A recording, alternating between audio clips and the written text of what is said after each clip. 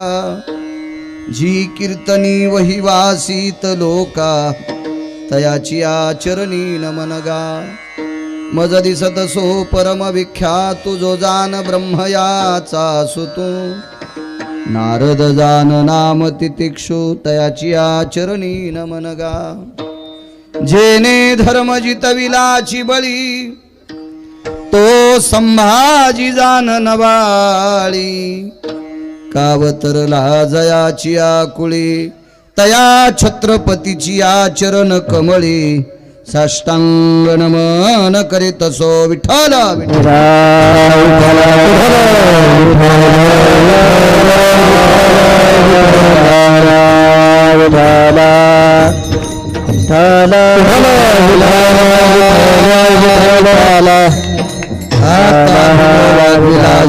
जे चातुर्यार्थ कला कामिनी ते श्री शारदा विश्वमोहिनी नमिली मिया नदी दिव्य गोदा तटीचा विलासी सदा प्रिय जो सज्जना वैष्णवासी जयावर्णिता प्रेम अत्यंत चित्ता नमस्कार माझा श्री गुरु एकनाथा आदो राम तपोवनादिगमनं नत्वा मृग कंचनं वैदेही हरणं जटायु स्मरणं सुग्रीव संभाषणं वाली निर्दनं समुद्रतरणं लंकापुरे दहनं पश्यन्त रावण कुंभकर्णहरणं यद्भीत रामायणं विठ्ठला विठ्ठला विठ्ठला विठ्ठला विठ्ठला विठ्ठला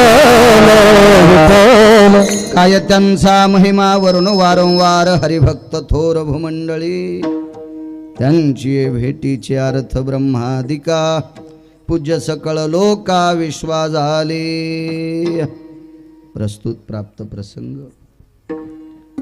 निवडलेला अभंग विश्वमान्य विश्वभूषण विश्वाधिकार विश्वप्रिय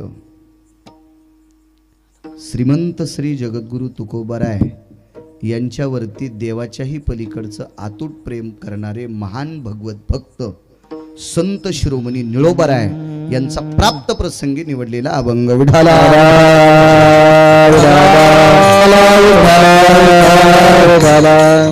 प्राप्त प्रसंगी निवडलेला अभंग निळोबारायांचा आहे.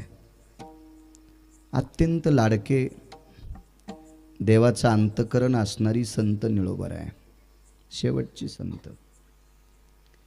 निळोबारायांना शेवटची संत म्हणण्याची पात्रता योग्यता लायकी अधिकार तो दर्जा माझा नाही आहे, पण मी शक्यतो आदरीव लोकांचं मानतोय.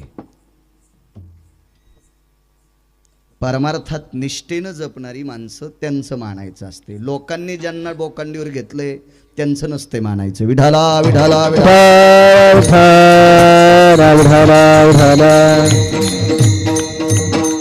आणि संप्रदायातल्या आदरीव लोकांचं मत आहे निळोबारायाच्या नंतर अभंग वारकरी संप्रदायातल्या कुठल्याही विलक्तीने दुसऱ्यांचा स्वीकारला नाही, म्हणून शेवटची संत निळोबाराय विठाला विठाला विठाला विठाला विठाला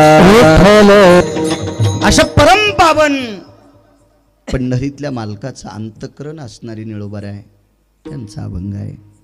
महाराज या अभंगाद्वारे नमूद करतात, मी संतांचा महिमा काय वर्णन करू, किती वर्णन करू. याचा अर्थ कंटाळा आहे असं नाही, येत नाही असं नाही, कारण संतांचा महिमाच इतका मोठा आहे की तो आतापर्यंत कुणालाही पूर्णतः वर्णन करता आला नाही.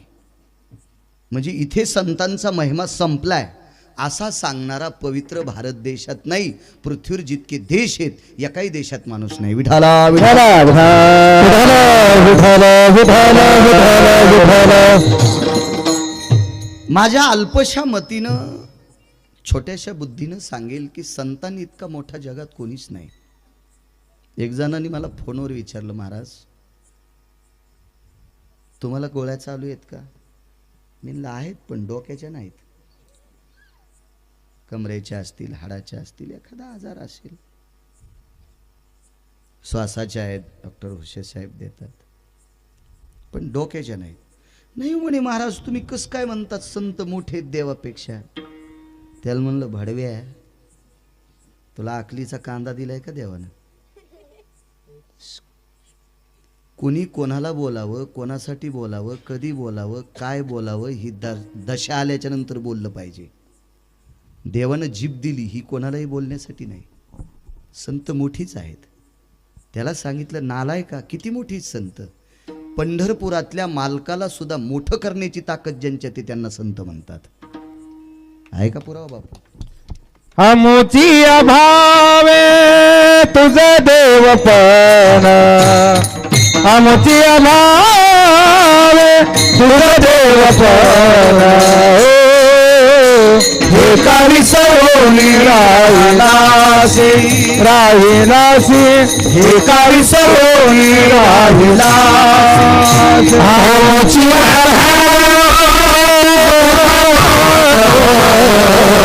आमुची अभावे तुझ देवपण, काळी सवनी राहिलासी,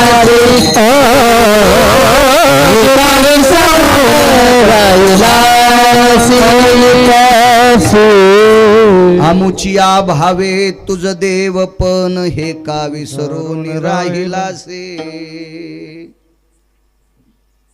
सोपं वाक्य सांगतोय. ज्ञानोबाराय, तुकोबाराय, नामदेवराय, चोखोबाराय, नाथबाबा, सावता महाराज, शेना महाराज, रविदास महाराज, कबीर महाराज, निवृत्तीदादा, सोपानदेव, मुक्ताई साहेब, ही संत जर जन्माला आली नसती ना नागरे सर, तर तुम्हा आम्हाला देव नाही, विश्वातल्या कोण्याच लोकाला देव कळाला नसता. म्हणजे देवाची प्रसिद्धी आणि प्रचार प्रमुख कोण असतील तर ती संत आहे. कुळीची हे कुळ देवी, कोणी ठावी संतानी, कोणी ठावी संतानी, कोणी ठावी संतानी. कुळीची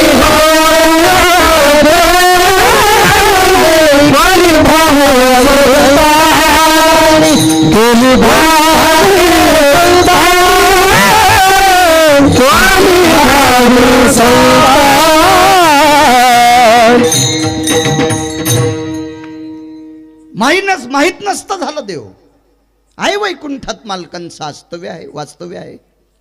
फार मोठं अस्तित्व वैकुंठात. किती लोकांना माहित झालं असतं वैकुंठ. मग वैकुंठातला देव जर विश्वाला कोणी दाखवून दिला असेल. आता मला वाटते राजकीय क्षेत्रात सध्या वादळ चालू आहे. बरेच कार्यकर्ते एखाद्या नेत्याचा प्रचार करत असतील, त्याला निवडून आणतील, प्रयत्न करतील, काय करतील. ते एकटा जर फिरला तर कोण भूतीचारीन त्याला. त्याच्या मागं पुढं 500 200 400 असे कार्यकर्ते असले की तो पुढारी वजनदार दिसतोय. तसा पंढरपुरातला मालक जर वजनदार कोणामुळे दिसत असेल तर ज्ञानोबाराय तुकोबारायमुळे दिसतोय. विठाला विठाला.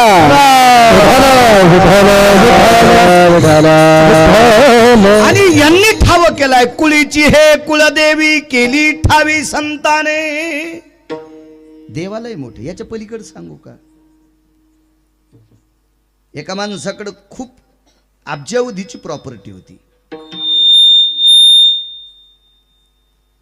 पण मुलगा संध्याकाळी बूट हरपून येत होता.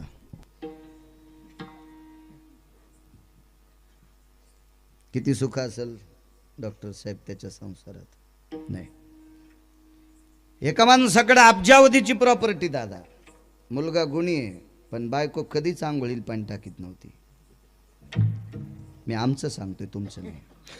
तुम्हाला काय मागणं पुढं फुफुटा उडो, तुम्ही वेगळे आहेत. हे आमचं सांगतोय. मानी भ्रताराची बोली, धन्य जगिती माऊली. किती कोटीची प्रॉपर्टी, त्याच्यापेक्षा तुला संसारात किती सुख आहे ते सांग. हीच अवस्था पंढरपुरातल्या मालकाची होती. 16,108 पत्न्या. प्रत्येक जण आपोआपल्या वैभवाचं वर्णन करत असतो. महाराज फार सुंदर मंडळी भेटली, वा चांगली गोष्ट आहे. MSCBचं काम नाही घरात, तिला उभं केल्यावर घरात लाईट लागतील. तो त्याच्याबद्दल वर्णन करत असतो.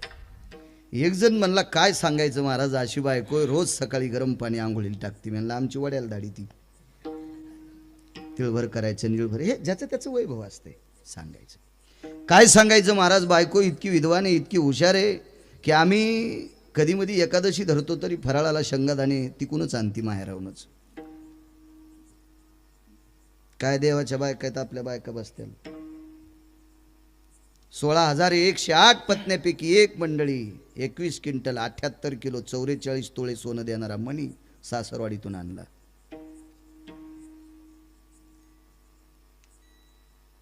आपल्याला दिवाळीला अंगठी घातली. मोठेपणानं सांगितलं आमच्या सासऱ्यानं सासूबाईनं अंगठी घातली.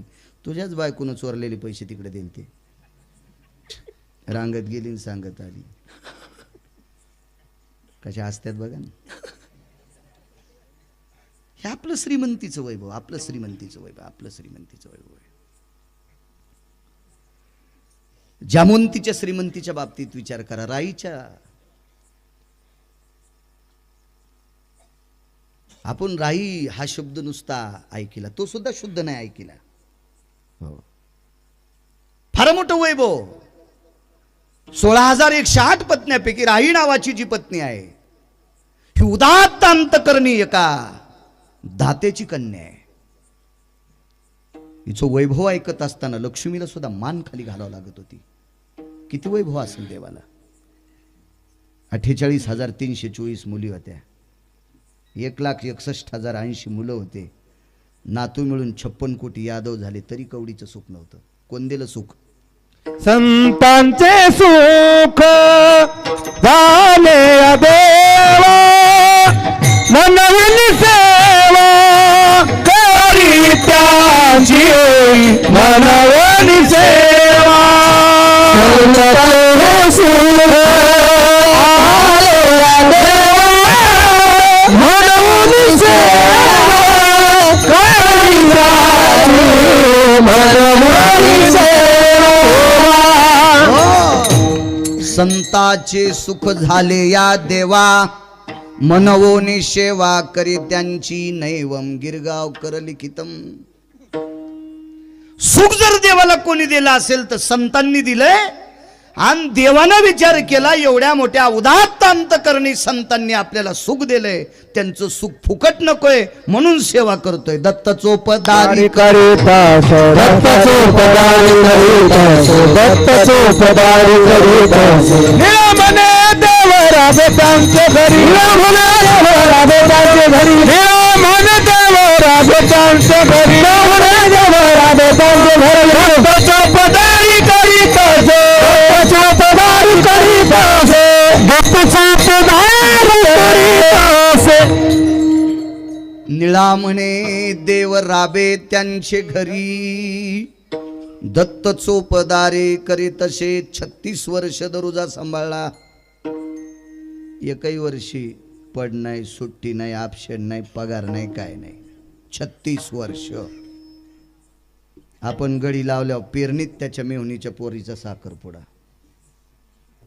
पेरायचं बघून घ्या, पैसे दिले सुट्टी, दुसरीकडे साल धरल्यावर तुमचं देऊन टाकील. 36 वर्षात 1 रुपयाचा नव्या पैशाचा पगार नाही आणि एकही वर्ष ऑप्शन, एकही दिवस ऑप्शन नाही. 36 वर्ष.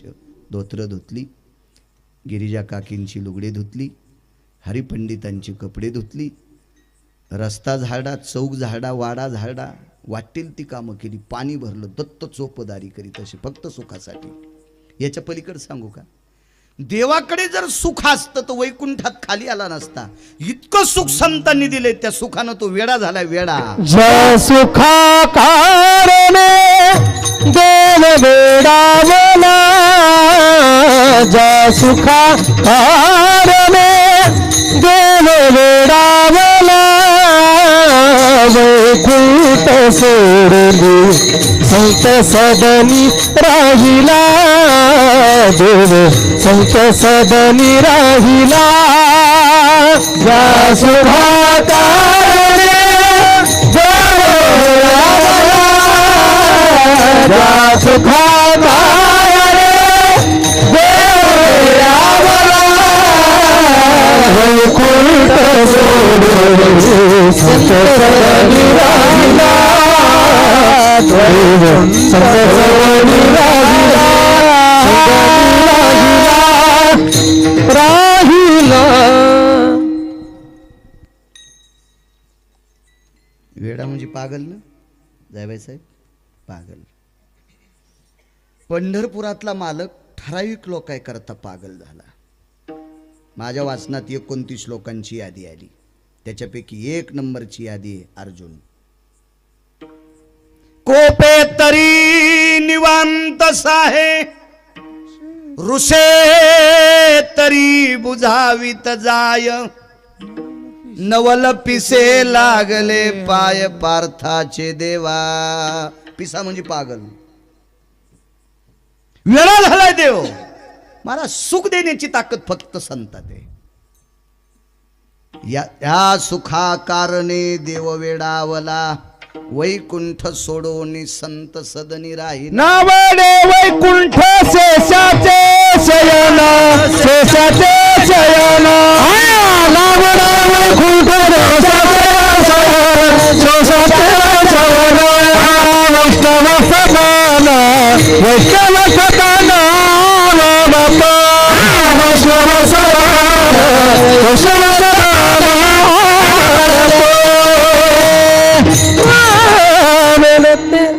नावडे वैकुंठ शेषाचे शयन. भुंगा लागलेला पलंग नाही, सासरवाडीतून आलेला कुचकुच हलणारा पलंग नाही. पलंगाव 2-4 पाहुणे बसले, बाई चहा घेऊन आली. पाहुणे कुठे आहेत? म्हणलं प्लायवूड मोड जिजी. पाहुणे मधात गेले, 2-3 माणसं बोलून उपसे हो, प्लायवूडच मोड तीन पाहुणेच मधात गेले पलंगात. असं नाही. शेषाचे शयन, शेष क्षीरसागराच्या ठिकाणी तो पलंग. नावडे वैकुंठ शेषाचे शयन, वैष्णव सदन. का? कारण त्याला पाहिजे ते सुख देण्याची ताकद फक्त संतात आहे. नाम म्हणे देव इच्छी संत संग, तो आम्हा जीवन ग जन्म जन्मली, तो आम्हा जीवन ग जन्म जन्मी. नाम म्हणे देव इच्छी संत संग, तो आम्हा जीवन ग जन्म जन्म, तो आम्हा जीवन ग जन्म जन्म.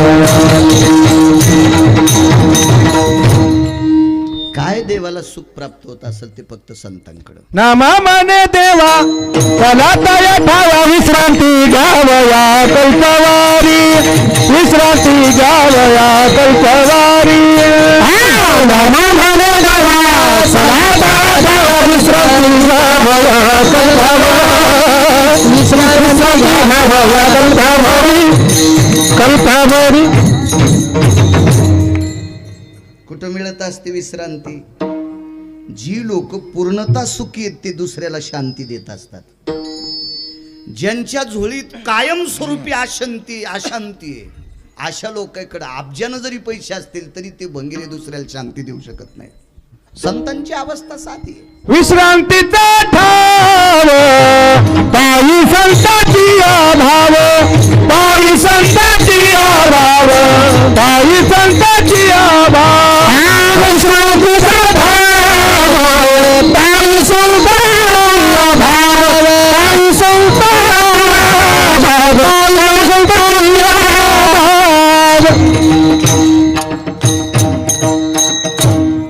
प्रमाणाचे बादशाह आहेत. सुखाची विश्रांती कुठे असेल ती संतांकडे. मुद्दा संपला. महाराज विश्व ज्याच्या ताब्यात आहे त्याला जगाचा बाप म्हणतात. हे नेहमी सांगत असतो. तुम्हाला आणि मला इथं किती दिवस बसवायचं आणि कोण्या दिवशी मळ्यात नेऊन फुकायचं, ज्याच्या हातात आहे त्याला जगाचा बाप म्हणतात. देखवी ऐकवी एक नारायण, ही सगळी सूत्र ज्याच्या ताब्यात आहेत त्याला जर सुख कोण देत असेल तर संत. त्या अर्थी संत किती मोठे आहेत. म्हणून निळोबाराय म्हणतात काय त्यांचा महिमा वर्णू वारंवार. मी किती वर्णन करू संतांचा महिमा, तो संपत नाही. सांगेन मला आशीर्वाद द्या, मी बोलत राहील. तत्पूर्वी मोठ्या श्रद्धेने, मोठ्या अट्टहासाने, मोठ्या असीम प्रयत्नाने चालत असलेली ही जुनाट परंपरा फार दिवसापासनं आपल्याकडे अनन्य साधारण महत्व काही सणांना आहे. एक अनन्य साधारण महत्व. त्याच्यापैकी एक दीपावलीचा सण म्हणजे फार मोठं अनन्य साधारण महत्व आहे. आणि या परमपावन भारतीय संस्कृतीतल्या अनन्य साधारण सणाच्या पर्वणीवर चालत असलेला हा दिव्य ज्ञानदान अन्नदान सोहळा पीर कल्याण ग्रामस्थ मंडळींच्या वतीने गावात जेवढ्या अन्नवाची मंडळी असतील नागरे सर सर्वांना धन्यवाद प्रणाम. मला काही सगळ्यांची नाव पाठ नाहीत. सर्व गावकऱ्यांना कोटी कोटी धन्यवाद देतो. दिव्य माझ्या मर्यादा पुरुषोत्तम प्रभू रामचंद्रांचं भव्य दिव्य असं अधिष्ठान याही तुमच्या कार्याला गिरगावकराचा नाक घासून प्रणाम. जाज्वल्य अधिष्ठान मारुतीरायांचं आहे. विश्वातले एक नंबरचे वारकरी. योनी जन्मला मरकट तो वैष्णवा माझी अति श्रेष्ठ हनुमंत म्हणावया कनिष्ठ ऐसा पापिष्ट कोण आहे. वैष्णवात अग्रगण्य एवढं जाज्वल्य मारुतीरायाचं अधिष्ठान त्याही तुमच्या कार्याला गिरगावकराचा नाक घासून प्रणाम. भव्य दिव्य असं मर्यादा पुरुषोत्तम प्रभू रामचंद्राच्या दरबारातलं हे प्रांगण. म्हणून गावातल्या उदात्त अंतकरणी लोकांना पुन्हा पुन्हा धन्यवाद. जागा असावी अशी प्रशस्त. एक जण मला भेटला, म्हणला काय करायची देवाला कुठं पोरं होते. म्हणलं देवाला होत नाही सोमळ्या, पण तू कुठं पैठणच्या तळ्यात टाकतो का.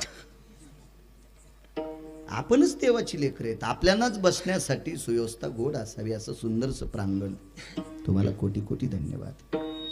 गावकऱ्यांच्या वतीने विश्वस्तांच्या वतीने कमिटीच्या वतीने मला संपर्क करत असणारे शैक्षणिक क्षेत्रातलं गोड सरत्न आदरणीय नागरे सर आहेत. तुम्हाला सर्वांना ज्ञात आहेत. संपर्क करत होते त्यांनाही धन्यवाद. आज डॉक्टर जायभाई साहेब आले त्यांनाही धन्यवाद. धर्मानाम पवित्रो धर्म संन्यासो पवित्रहा. मी फार दिवसापासून आदरणीय पूज्यश्री दादांना ओळखतो. दादांनाही प्रणाम करतो. मृदंगाचार्य हरिभक्तीपरायण आमचे आदरणीय महादेव महाराज आहेत. गोड ज्यांचं मृदंगावर प्रभुत्व आहे. महाराज तुम्हाला सुद्धा धन्यवाद प्रणाम. आदरणीय हरिभक्तीपरायण करण महाराज आहेत. गोड तुमचं सुद्धा मृदंग क्षेत्रात प्रभुत्व आहे. महाराज तुम्हाला सुद्धा प्रणाम. गायन क्षेत्रातले आदरणीय या परिसराला लाभलेलं एक गोड सरत्न गान कोकिळा आदरणीय हरिभक्तीपरायण सर्वांना ज्ञात परिचित असलेले महाराष्ट्रभर ज्यांच्या गायनाची ख्याती आहे असे हरिभक्तीपरायण लकडे महाराज आहेत. महाराजांना सुद्धा धन्यवाद प्रणाम. तसेच तोड या गावात अजून गायन क्षेत्रातली दोन रत्न गोड ज्यांचा आवाज आहे कोकिळकंठी असे आदरणीय पांडुरंगजी महाराज आहेत. आदरणीय गोविंद महाराज आहेत. गोड प्रभुत्व ईश्वराची देण असते ती. तोड तिन्ही गायक आहेत. आदरणीय लकडे महाराज असतील, पांडुरंग महाराज असतील, गोविंद महाराज असतील. आज सोबत कधी कधी असतात आदरणीय हरिभक्तीपरायण उत्तरेश्वर बापू. बऱ्यापैकी पाठांतर मोठ्याले लोक येतात असतात. कधी कधी लहानशा गिरगावकरासोबत बी येतात. विठाला विठाला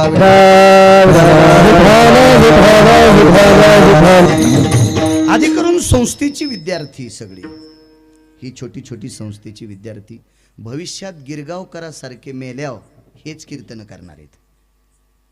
म्हणून ज्ञानोबाराय तुकोबारायच्या नामाचे पाडे विश्वाच्या मालकाच्या नामाची सिद्धता विश्वापर्यंत पोहोचणारे हे दिव्य तेजस्वी वारकरी संप्रदायातले रत्न यांना सुद्धा प्रणाम. विठाला विठाला.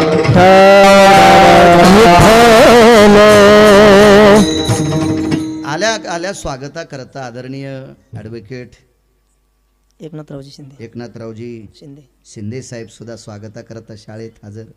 तसेच मला वाटते गजानन बापू शिंदे सुद्धा स्वागतांकरता हजर होते. मला वाटते गजू भाऊ सुद्धा. हो, अत्यंत किती मोठी माणसं आहे ज्यांच्या त्यांच्या वैभवात आपलं आगळं वेगळं अस्तित्व निर्माण करणारी माणसं. पण एका छोट्याशा पंढरपुरातल्या मालकाचं नाव घेणाऱ्या एका छोट्याशा गिरगावकराकरता एक तासानं अगोदर ती माणसं बसून आहेत. त्यांनाही कोटी कोटी धन्यवाद. वकील साहेबांना, बापूंना सुद्धा, गजूभाऊंना सुद्धा. आज शैक्षणिक क्षेत्रातले नाविन्यपूर्ण आदरणीय नागरे सर असतील, आदरणीय कुलकर्णी सर असतील, संगणक क्षेत्र यनकर सर विद्यार्थ्यांना शिकवतात. तिघच आहेत का आजच्या स्टॉपमधली. शैक्षणिक क्षेत्रातली मंडळी सुद्धा या ठिकाणी आहे. आनंद वाटला. मला काही चोंबाळायचा नाद नाही आणि चोंबाळीत नाही. चोंबाळायचं असेल याच्यासाठी तर मला हाऊत भरून द्यायलाय पंढरपुरातल्या मालकानं, म्हणून मी काही भंगीर यायला चोंबाळीत नाही. विठाला विठाला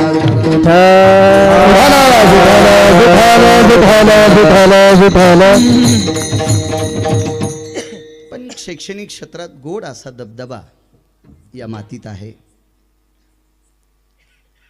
गावकऱ्यांचं खूप मोठं सहकार्य, आणि गावकऱ्यांचं सहकार्य असताना आपण ज्या गावात शैक्षणिक क्षेत्रात काम करतो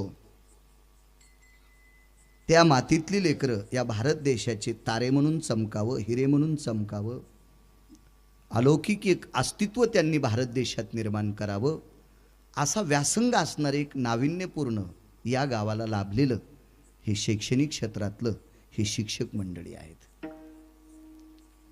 मला असं वाटतं मी नागरे सर याच्या अगोदर सुद्धा येऊन गेलो. आदरणीय वकील साहेबांनी तिथं ते छोटासा छत दिला, बापूंनी सुद्धा ते पाण्याचं फिल्टर दिलं, त्यावेळेला बटन दाबायला मी आलतोच. आणि खूप विद्यार्थ्यांना एखाद्या खाजगी याच्यामध्ये खूप मोठे काही मोठाल्यांच्या लेकरांना ज्या सुविधा मिळतात, वाटल्यास मी इतकं शेतीत उत्पन्न काढून एखाद्या ठिकाणी डोनेशन भरून आमचं पोट्ट ज्या सुविधा घेते त्या सुविधा या शाळेतल्या गोरगरिबाच्या लेकरांना सुद्धा मिळतात. किती लौकिकता आहे, किती लौकिकता. अजून एक सांगतोय, मला असं वाटतं आज जी दिवाळी साजरी झाली का ती महाराष्ट्रात कुठं पण नसेल, कुठेही नसेल, कुठेही नसेल. एखादा म्हणत असेल या कीर्तन करायला बोलायचाच ना, भंगिऱ्या नाहीत बोलत, कोणी कोणी बोलत असतील, काय काय, मी नाही बोलणार, गरजही नाही बोलण्याची.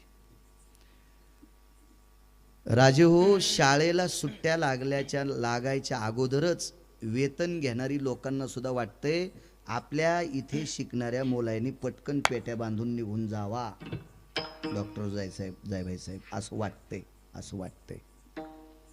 सुट्ट्या लागल्याच्या नंतर सुद्धा शासन दरबारी नोकरी करणाऱ्या लोकांना सुट्ट्या असताना सुद्धा रात्रीच्या वेळेला आपल्या शाळेत येऊन लेकरांनी दिवाळी साजरी करावा, असे क्वचित लोक आहेत, क्वचित. त्याच्यापैकी तुमच्या इथले शिक्षक मंडळी. एवढी मोठी विद्यार्थी एवढ्या आनंदात, एवढ्या जल्लोषात, किती मोठं दीपोत्सवाचं काम त्या शाळेमध्ये, दिव्यांची आरास, गोडशी अशी छोटी छोटी त्यांच्यासाठी फटाके, ह्या सगळ्या काही गोष्टी, अगदी आनंददायी वातावरण. राजीव नाही मिळणार आहे लोकांना. एखाद्या कोटी रुपयाचे फटाके घरात वाजले तरी तो आनंद मिळणार नाही, तो आनंद आज त्या शाळेत होता.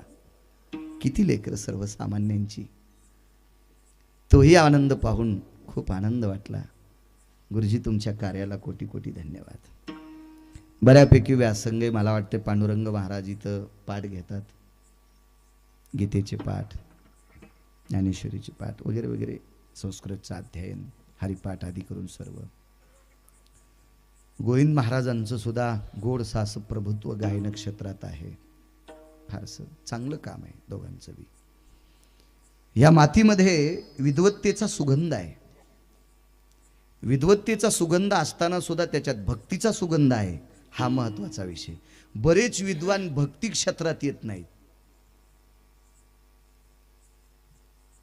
ती विद्वत्ता वांज समजायचं, वांजोटी समजायचं, ती विद्वत्ता वांजोटी. पण शैक्षणिक क्षेत्रातल्या विद्वत्तेसह भक्ती क्षेत्रातला व्यासंग या गावात गाजतोय, याच्याकरता या मातीत तो सुगंध आहे. आणि एक लक्षात ठेवा, मी बोलून गेलतो मागच्या वेळेस नागरे सर, ज्ञानोबाराय तुकोबारायचे मंदिर दादा जितकी श्रेष्ठ आहेत, विटेवरच्या मालकाचं मंदिर जितकं श्रेष्ठ आहे, या दोघांच्या मंदिराच्या बरोबरीचं विद्येचं मंदिर आहे. माझ्या रामप्रभूंचं मंदिर, माझ्या मारुतीरायांचं मंदिर, ज्ञानोबाराय तुकोबारायचं मंदिर, सावता बाबा शेना महाराजांचं मंदिर, रविदास गोरोबा काकांचं मंदिर, निवृत्ती दादा सोपानदेवांचं मंदिर, नाथबाबांचं मंदिर, कबीरांचं मंदिर, हे मंदिराला जितकं अनन्यसाधारण महत्व आहे तितकंच महत्व विद्येच्या मंदिराला सुद्धा आहे. आणि ते मंदिर मी डोळ्यानं 2-3 वेळेस पाहिलं. गोडसं गावकरी जितक्या तन्मनधनानं अंतकरणानं माझ्या मर्यादा पुरुषोत्तम रामचंद्रांचं दर्शन घेता, जाज्वल्य मारुतीरायांचं दर्शन घेता, तितक्याच आत्मीयतेनं विद्येच्या मंदिराकडे तुम्ही सगळेजण बघता. तुमच्या याही कार्याला गिरगावकराचा नाक घासून प्रणाम. आता अभंगावर येतोय. विठाला विठाला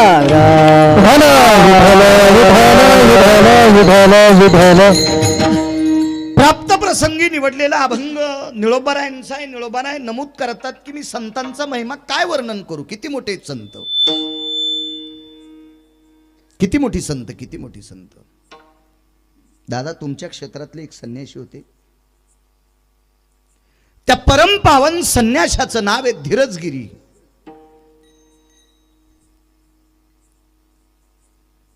कारण ब्रह्मचर्य आणि संन्यास याच्यात काय असं फारसं अंतर नाही, फक्त कपड्याचं अंतर आहे. ब्रह्मचर्य हे पांढऱ्या वस्त्रातलं आणि संन्यास हा भगव्या वस्त्रातला. फक्त कलरचं अंतर आहे, कलरचं, रंगाचं अंतर आहे, बाकी वागण्याचं काही अंतर नाही. तसे धीरजगिरी नावाचे एक संन्यासी होऊन गेले. किती मोठे संत. कानिळोबाराय म्हणतात मी किती वर्णन करू, किती मोठे संत. ज्ञानोबाराय तुकोबाराय ते किती मोठे असतील, ते गिरगावकराला काय पिठला हातता येणार आहे. धीरजगिरी नावाचे एक संन्यासी एका कीर्तनात बसले. ते कीर्तन वारकरी संप्रदायातलं होतं. कीर्तनाच्या परंपरा आहेत, त्याच्यापैकी बसून कीर्तन करणारे 9 लोकांची यादी. हे जे मी आज बसलोय हे बसून कीर्तन करण्याची यादी नाही. हे याच्यात गॅप आलाय म्हणून बसावं लागतंय. माझं वय बी नाही, माझी लायकी नाही, माझा अधिकार नाही बसून कीर्तन करायचा. माफी मागतोय. आणि तुम्ही नाही स्वीकारल्यावर येणार बी नाही.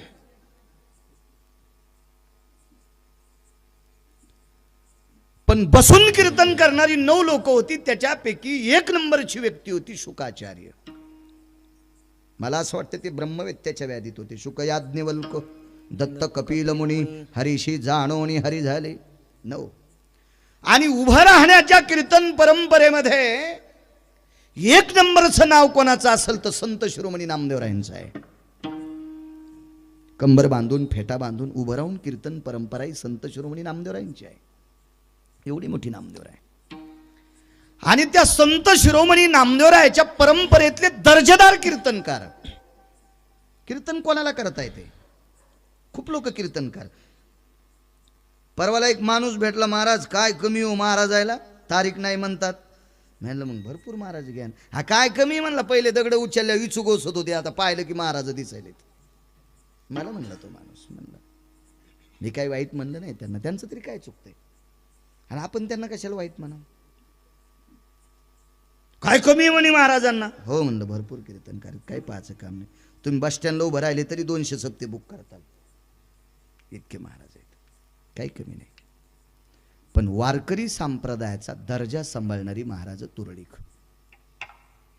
तुरळक तुरळक तुरळक तुरळक. ठीक आहे, काही काही लोकांचा भाग असा आहे त्याचं वर्णन नाही केलं की ते म्हणतो कीर्तन पडलं. त्यांना कीर्तन नाही जमलं. त्याला नालाय का, तुला बायको नीट बोलत नाही, तू कपडे धुवाला आमच्या गोळ्या संपल्यात का. विठाला विठाला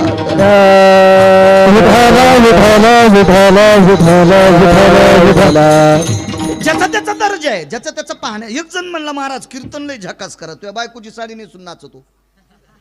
कीर्तन हा झकास विषय नाही ना, कीर्तन हा बोधावर आरूढ असणारा विषय. प्रत्येकाचा दर्जा आहे पाहण्याचा, प्रत्येकाची दृष्टी आहे पाहण्याची. दर्जेदार व्यक्तिमत्व. त्या कीर्तनाची परंपरा होती. 5 वाजता कीर्तनाचा रामकृष्ण हरी सुरू व्हायचा किंवा त्याच्या आधी 15 मिनिटांनं सुरू व्हायचं. 5 वाजता कीर्तनकाराच्या गळ्यात विणा असायचा. कीर्तनकाराचं तोंड पश्चिमेकडे असायचं, कीर्तन ऐकणाऱ्यांचं तोंड पूर्वेकडे असायचं. कीर्तनाची वेळ 4:45 असायची, 5ची 4:45 असा दर्जा. कीर्तनाची समाप्तीची वेळ घड्याळ पाहून नव्हती. सूर्य मावळला की जय विठ्ठल घ्यायचं दादा, ही पद्धत होती कीर्तनाची. जय विठ्ठल घ्यायची पद्धत होती. आणि त्या दर्जेदार व्यक्तीचं कीर्तन म्हणजे वारकरी संप्रदायात ती नाविन्यपूर्ण व्यक्ती. किती दर्जेदार, किती दर्जेदार. ठीक आहे नागरिक सर, आम्ही अशी 10-5 पोरं जर घेतली तर एखाद्या श्रीमंताचं पोरग ज्याच्या घरी माळ कोणालाच नसल अशा व्यक्तीवर जर जवळ गोंजारलं तर ते माळकरी होऊ शकते. इतकं करू शकतो, इतकं करू शकतो. पण कुत्र्याला नाहीत माळ घालू शकत आम्ही. बैलाला नाही माळ घालू शकत आम्ही, घोड्याला नाही माळ घालू शकत आम्ही. घालणं वेगळी, त्यानं जोपासणं वेगळी. महाराज ज्या परंपरेतले कुत्रे एकादशी धरावी, काय दर्जेदार परंपरा असेल. ज्या परंपरेतल्या घोड्यांनी एकादशी धरावं, काय परंपरा दर्जेदार असेल. ठीक आहे, आम्ही एखाद्या व्यक्तीला जवळ बोलू, आमकं बोलू, त्याची स्तुती करू, त्याला माळ घालू, कालांतरानं आमचं त्याचं भिसू, त्यानं माळ तोडून टाकू. हे त्याचं ना आपलं जमत नाही. पंढरपूरच्या पाहुण्यानं घातली आणि जालन्याच्या पाहुण्यानं काढली. असे खूप लोक सापडते. पण ज्या व्यक्तीवर पशुवर सुद्धा संस्कार करावे आणि पशुनी सुद्धा वारकरी संप्रदायातले नियम पाळावे, अशा दर्जेदार परंपरेतल्या कीर्तनकाराचं कीर्तन चालू होतं.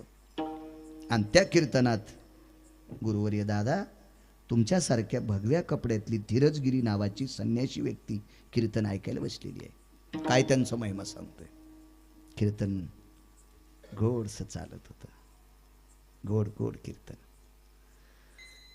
कीर्तन चालू असताना त्या संन्याशी महात्म्यानं थोडंसं असं पाठीमागं बघितलं नागरे सर, तर सूर्य मावळायला 10-15 मिनिटं वेळ शिल्लक होता.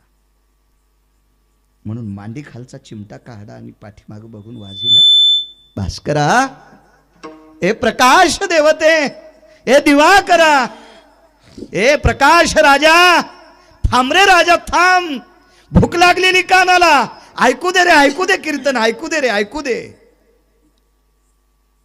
विनंती सूर्याला केली आणि महाराज पश्चिमेकडे बघत होते. आता सूर्य मावळण, आता सूर्य मावळण, आता सूर्य मावळण. मावळतच नव्हता सूर्य, मावळतच नव्हता. पण कीर्तन ऐकत असताना धीरजगिरी नावाच्या महात्म्याचं लक्ष अशा लेकराकडे गेलं, या वयातल्या लेकरांकडे गेलं आणि त्यांनी जांभाळी दिली. कीर्तनाची तिथली नियमाची परंपरा होती. सूर्य मावळला की जे विठ्ठल घेऊन आरती घेणे आणि जेवढा समाज पुढे असेल त्यांनी जेवून प्रसाद घेऊन जाणे, ही पद्धत होती. ती सगळी छोटी छोटी लेकरं, सगळ्या मावल्या पुरुष आदी करून सर्व बसलेली होती. जांभाळी दिली, भूक लागलेली आहे. आणि त्या धीरजगिरींच्या लक्षात आलं, ह्या मुलानं जांभाळी दिली, त्या अर्थी याला भूक लागली. जांभाळ्या 3 येत असतात, एक तुम्हाला आल्यावर मला येते, मला आल्यावर तुम्हाला येते, अशी एक जांभाळी आहे. एक जांभाळी जास्त जेवण केल्यावर झोपेची येते आणि एक जांभाळी भुकेची येते. पण भुकेच्या जांभाळ्या कळण्यासाठी दर्जा लागतोय, लायकी लागते, अधिकार लागतो, कोणालाही कळत नसतात. 700 वर्षापूर्वी भुकेची जांभाळी कळाली संत शिरोमणी नामदेवरायाला. 9.5 ते 14 वर्षाची एक मुलगी विटेवरच्या मालकाच्या पायरीला बसलेली आहे आणि विटेवरच्या मालकाच्या पायरीला 9.5 ते 14 वर्षाचं वय, 13.5 ते 9.5 या वयातल्या दर्जातली एक कन्या, या वयातली एक मुलगी पायरीवर बसलेली. सकाळचे 7-7:15 वाजलेले आहेत आणि 7-7:15 वाजता तिनं जांभाळी दिली. त्यावेळेला नामदेवरायाच्या लक्षात आलं, तिनं रात्री काहीच खाल्लं नाही. तिला घरी नेलं. तिला जनाबाई म्हणतात. ठराविक लोकांना कळतंय दुसऱ्याचं दुःख. त्याच्यापैकी धीरजगिरींच्या लक्षात आलं, कीर्तन ऐकावंसं आपल्याला वाटायला, पण लेकरांना भुका लागल्यात. म्हणून पुन्हा मांडी खालचा चिमटा काढला आणि पाठीमागे धरून असा एकदाच वाजवला, जा रे प्रकाश राजा जा, खाऊ दे लेकरांना. तर वरचं पापण खालच्या पापणाला चिटकतंय. किती वेळ लागतंय? तितक्या वेळात सर्वत्र अंधार पडला. कीर्तन चालू होतं ठाकूरबुवांचं. ठाकूरबुवांचं दैठणा या क्षेत्रात. दैठणा हे क्षेत्र म्हणजे महाराष्ट्रातलं ज्ञानेश्वरीचं संशोधन केंद्र. ज्या परंपरेतले घोडे सुद्धा एकादशी धरत होते. कल्पना करा, ज्या परंपरेतलं कीर्तन ऐकण्यासाठी जे संन्याशी बसलेत, त्या संन्याशानं 1 तास 18 मिनिटं सूर्याला थांबवावं. काय दर्जा असेल या लोकांचा, काय दर्जा असेल. आत्ताची संत, आत्ताची 100 वर्ष, हे 90 ते 100 वर्षाचा काळ आहे. या काळातल्या संतांचा अधिकार जर इतका टोकाचा असेल, तर ज्ञानोबाराय तुकोबारायचा अधिकार किती मोठा असेल. म्हणून निळोबाराय पहिल्या कडव्यात म्हणतात, काळांचा महिमा जन्मगार, काय त्यांचा महिमा मधुवर मार.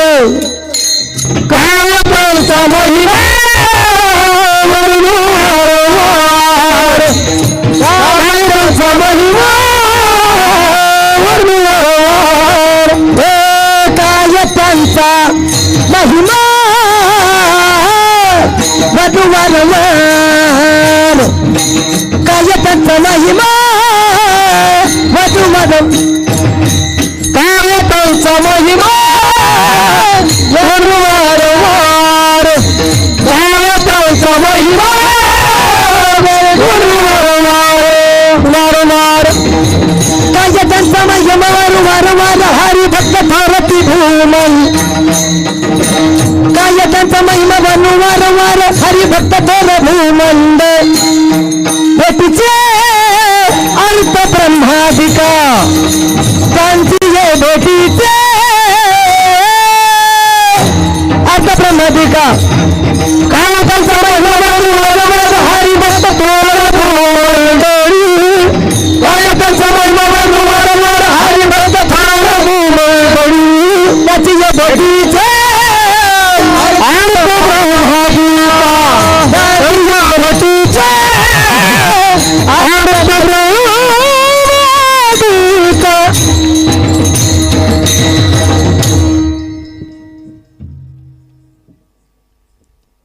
जास्त जर पोराला काम आई आणि वडील सांगत असते ना तो पोरग जास्तीत जास्त त्यांच्या लांब राहते. रिकाम्या वेळात आई कामच सांगते, रिकाम्या वेळात बाबा कामच सांगतेत म्हणून ते काहीतरी बहाणा करून बाहेर जाते. कोण? ज्याच्यासाठी वाटेल ते चांगले किंवा चुकीचे कामं करून आपण संपत्ती कमवतो ते पोट्टे सुद्धा आपलं वेळेला काम ऐकत नाहीत. तर जगाला प्रकाश देणारा सूर्य थांबवायची आपल्यात ताकद आहे का? ती फक्त संतात ताकद आहे. काय त्यांचा महिमा वर्णू वारंवार. एक वारकरी पंढरीला निघाले, ते एकदा नव्हते जात, कायमस्वरूपी पंढरीचे वारकरी, कायमस्वरूपी. बरं, त्यांची वारी अशी नव्हती ज्ञानोबराय तुकोबरायच्या सोहळ्यात एकदाच जायचं, सेल्फी घ्यायची, आला घरी पपेच माई संग आणि टाकले व्हॉट्सअपवर फोटो, मी वारीत गेलो, यम हानीन तुला सोंबळ्यात तेल लावलं हानीन. विठाला विठाला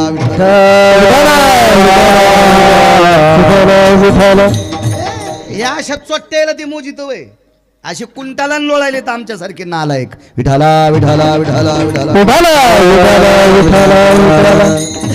तुम्ही कोण्याही माणसाच्या डोळ्यात धूळ टाकताल, तुम्ही कितीही विद्वानाच्या डोळ्यात धूळ टाकताल, तुम्ही म्हणजे मी पण संतांच्या आणि देवाच्या डोळ्यात धूळ टाकायची कोणाची मायवेली? विठाला विठाला.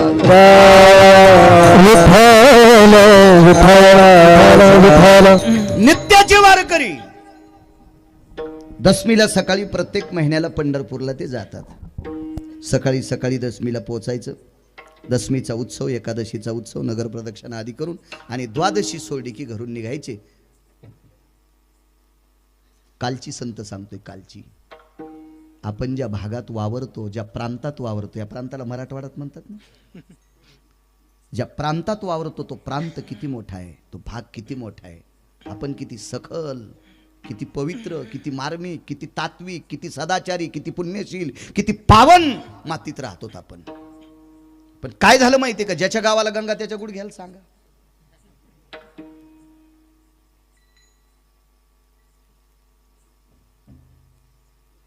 मी 4 वर्षापूर्वी उतरेश्वर बापू, मला वाटतंय त्यावेळेला नव्हते माझ्या सोबत, आमची भेट नव्हती, अशी वाटण्याची भेट. एकदा नागरेश्वर एका ठिकाणी गेलो आणि ते माणूस म्हणला, महाराज वारीले बोलतात, वारीला जाता का? हवाच गेली. म्हणलं वारी म्हणजे जातो म्हणलं, 27 वर्षापासून सोहळ्यात पायी चालतो, काय आणि चालायला मला काही त्रास नाही. नाही म्हणे, पण तुम्ही महिन्याला जाता का? म्हणलं 4 वाऱ्या करतो, आषाढी, कार्तिकी, चैत्र आणि माघ. नाही म्हणे महाराज, मग वारी पर अभंग कीर्तनात घेत जाऊ नका. मला असं वाटतंय शेंडीला तर मिरच्या लागल्यात माझ्या डोक्याला, कारण तो माणूस हा दिसायला साधा होता. त्याच्या अंगावर असं काही इतकं असं चमचमचं, मी जसं धोतर, म्हणजे माझं ते धोतर एकाच कापसाचं होतं, फक्त हे जरा जास्त ढवळं होतं. आणि त्यांचं काय असं एवढं असं झळझळ चमकणारं नव्हतं, असं पांढरं शुभीत नव्हतं, असं साधा माणूस होता. तर मला वाटलं हे साधा असेल, पण त्याला जमीन होती 3.5 एकर. आमच्या बऱ्याच लोकांना वाटते आम्हीच लय मोठे आहेत. अरे तुला लय चांगले चांगले रोजान लावते, तू मुकाटे बस. विठाला विठाला विठाला विठाला विठाला विठाला विठाला. तू घंटे दुसऱ्याचा रोजदार आहेस, लय नाकान वांगे सोली जाऊ नको. विठाला विठाला.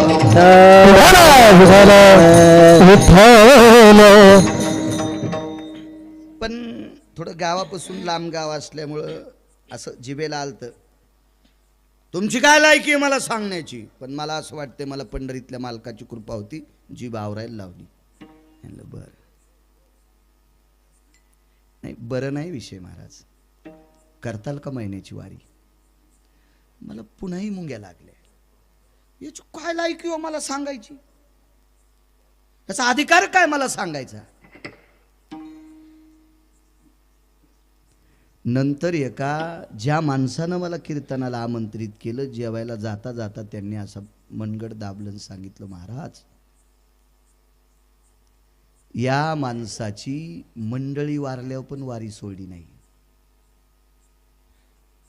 त्या माणसाचे वडील वारल्यावर 10वा आला तर 10व्याला आस्ती घेऊनच पंढरपूरला गेला, पण वारी सोडलीच नाही. काही माणसं दिसायला साधी असतात, पण असायला मात्र पंढरपुराच्या मालकाच्या अंतःकरणातली असतात. तेव्हापासून ठरलं आपण महिन्याची वारी सोडायचीच नाही. महिन्यात 2 दिवस कोट्या दिशानं फोन केला तरी त्याची कीर्तन घ्यायचीच नाही. इथल्या कीर्तनासाठी तुम्ही लय प्रयत्न केलता. मागे एकदा शिंदे काका असतील, वकील साहेब असतील, बापू असतील, मला वाटतं त्यांच्याकडे सुद्धा प्रगट दिनासाठी एकदा केलता संपर्क. नसल्यावर काय त्याला एसटीत पहिला माणूस बसल्या मग दुसरी जागा नसते. नसला जरी बसला, रुमाल टाकल्यावर तिथं बसता येत नाही, कारण त्यांनी ती आरक्षित केली. इतके जरी आमच्या लोकांनी नियम सांभाळले तरी पंढरपुरातला मालक कृपा करील. विठाला विठाला विठाला विठाला विठाला विठाला विठाला. नित्य महिन्याची वारकरी व्यक्ती शेवटच्या टप्प्यात ते थकले. काय त्यांचा महिमा सांगतोय? ही किती लोक आहेत मोठी, किती मोठी लोक आहेत, काय त्यांचा महिमा. घरातल्या लोकांनी सांगितलं, दादा आता तुम्ही जाऊ नका वारीला. ऐका ऐका. का रे? का जायचं नाही? थकलात तुम्ही, तुमचे पाय दुखतात, पाय वाकलेत तुमचे. किती वारी केली माहितीये का? त्या व्यक्तीचे पाय गुडघे बाहेर वाकले आणि पंजे मधात वाकले. पंजे मधात वाकले आणि पाय बाहेर वाकले. ते शिल्पी काढीत नव्हते, त्याचा एकही फोटो व्हायरल नाही. हा काय नाही, काय नाही, बिलकुल नाही. घरच्या व्यक्तीनं सांगितलं तुमचे घोटे घासायलेत. पायाचे घोटे घासत होते आणि घोट्यावरची त्वचा सगळी निघून गेली. पांढरे शुभ्र घोट्याचे हाडं दिसत होते. कधी कधी जास्त घोट्याला घोटा लागल्यावर थकलेलं शरीर होतं, चांबडं कातड त्या हाडाला चिटकलेलं होतं, कधीतरी अशुद्ध बाहेर पडायचं. घरातल्यांनी सांगितलं नका जाऊ, तुमच्या पायाला जखमा झाल्यात. त्या व्यक्तीने काय उत्तर द्यावा? अरे तुम्ही माझ्यावर फार प्रेम करणारी कुटुंबातली माणसं आहात रे. मला गुलाबाच्या पाकळ्यावर झोपिताल तरी पण एके दिवशी ह्या रानोबाच्या अंगाला आळ्या पडत्याल. त्या व्यक्तीचं नाव होतं रानोबा, त्या वारकऱ्याचं नाव होतं रानोबा. काय त्यांचा महिमा सांगतोय. तुम्ही मला राजहंसाच्या पंखाच्या गादीवर जरी झोपवलं तरी एके दिवशी शरीराला किडे पडणार. गुलाबाच्या पाकळ्या नित्य 2-2 तासाला जरी बदलल्या तरी शरीराला किडे पडणार. हे नाशकय शरीर आणि याला वारीची सवय लागली ती बरे. मला असं वाटतंय एका मोठ्या बुद्धिजीवी माणसाचं मी ऐकलं, या शरीरा इतकं हरामखोर आणि या शरीरा इतकं दर्जेदार दुसरं कोणाचं शरीरच नाही. कारण या शरीराला जितका दर्जा द्याला तितकं दर्जेदार होते आणि या शरीराला जितके हरामखोर नियम लावले तितके लावून घेते. आम्ही 3 दिवसाच्या प्रवासात गेलो डॉक्टर जायभाई साहेब. एका श्रीमंताचं पोरग 4थ्या ते 5व्या वर्गात होतं. 3 दिवसाचा प्रवास होता. एका देवदर्शनाकरता गेलो. मोठ्या माणसासोबत गेल्यामुळं गाडी भारीची होती. थोडासा प्रवास वरून बी झाला. माणूसच मोठा होता आणि तो यानं पैशावाला माणूस होता म्हणून आमचंही जमलं त्याच्यासोबत.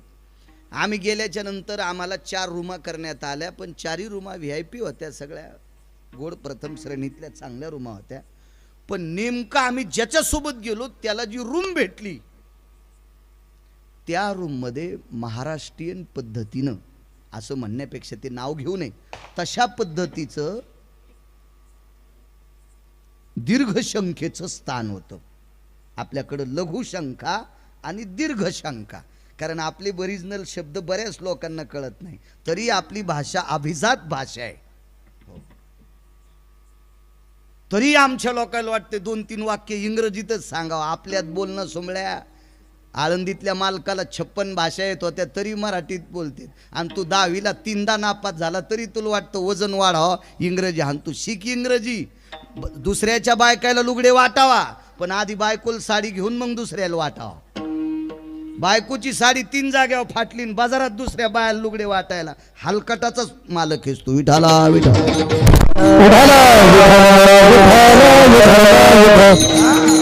ज्याला शुद्ध मराठी येते त्यानं बाकीच्या भाषा बोलण्याचा प्रयत्न करावा. इंग्रजीच्या विरोधात नाही बरं, पण एक सांगू का, मोठ्यांचं वाक्य, मराठी भाषा जेवणासारखी खावी आणि इंग्रजी भाषा लोणचा इतकी वापरावी. विठाला विठाला.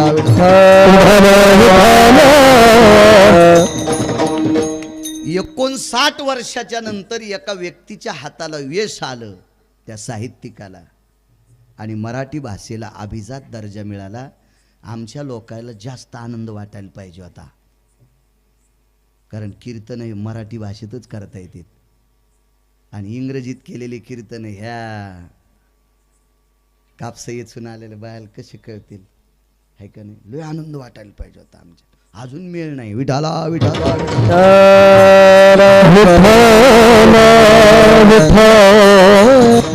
किती हरामखोर शरीर. 4थ्या तर 5व्या वर्गातलं पोरग, ते लागली चाले महाराज रूमची बदला बदल करायची का. म्हणलं काय तुमच्या याच्यातला एसी बंद आहे का. नाही म्हणे ते एसी चुलीत जाऊ द्या.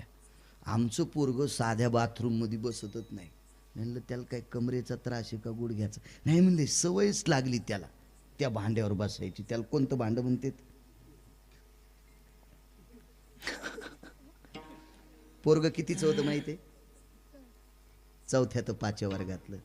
मला सांगा ठीक आहे 60-70 वर्ष, कमरेचा त्रास, गुडघ्यात गॅप, कशात गॅप, मणक्यात गॅप, काय असेल असू द्या कालांतरानं, पण 4थी ते 5वीच्या मुलाला सुद्धा ती सवय लागल्यामुळं त्याला महाराष्ट्रातली पद्धत आवडत नाही. म्हणून हे शरीर हरामखोर नादाला पण लागते, म्हणून 1 नंबरचा हरामखोर आहे.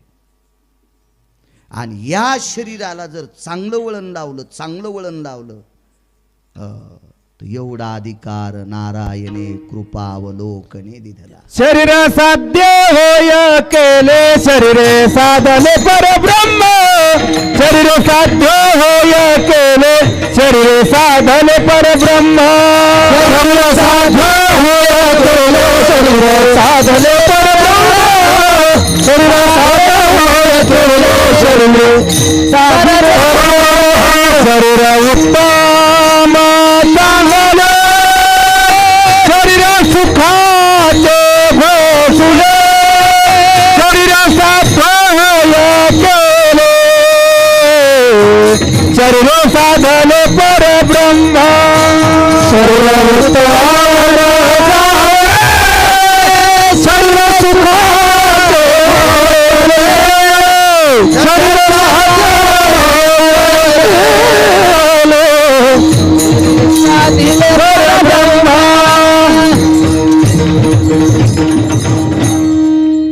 वा बापू वा, इतकं शरीर चांगलंय. मग तुम्ही म्हणताल महाराज तर सुखाचं घोषलं म्हणले, उत्तम आहे, चांगलं म्हणले, आणि तू कस काय हरामखोर. तर ऐका ना, कीर्तनकार बोलत असताना पकोद्यानं धोत्राच्या खालून तंबाखू चोळली. गळ्यात शपथ तुमच्या नाही अंगावर घेऊ नका. मग रेडीमेड कपड्याचं दुकान आहे, तुम्हाला मी कपडे शिवणार बी नाही, रिकामा नाही. मी प्रचलित सांगतोय, धोत्राच्या खालून तंबाखू चोळली कीर्तनकार बोलत असताना. किती उत्तम शरीर होतं, किती मातीत घातलं, किती हरामखोर. कीर्तन चालू असताना गायक व्हॉट्सअप खेळत होता. मागच्या म्हणत नाही, व्हॉट्सअप खेळत होता. महाराज यमाला सुद्धा कळणार नाही हरामखोराला कोण येणार कट टाकावं. तेव्हा 50 वर्षापूर्वी मोबाईल नव्हता, आणि जरी असता तर इतका प्रगतशील नसता. पण आता कॅमेरे चालू आहेत, अख्ख्या महाराष्ट्रातली दर्जेदार लोक पाहतेत हे किती नाटकं स्टेजवर करतेत, म्हणून हा पांचटपणा हलकटांनी पाहू नये इतकं तरी दर्जेदार आमच्या लोकांनी वागावा. विठाला विठाला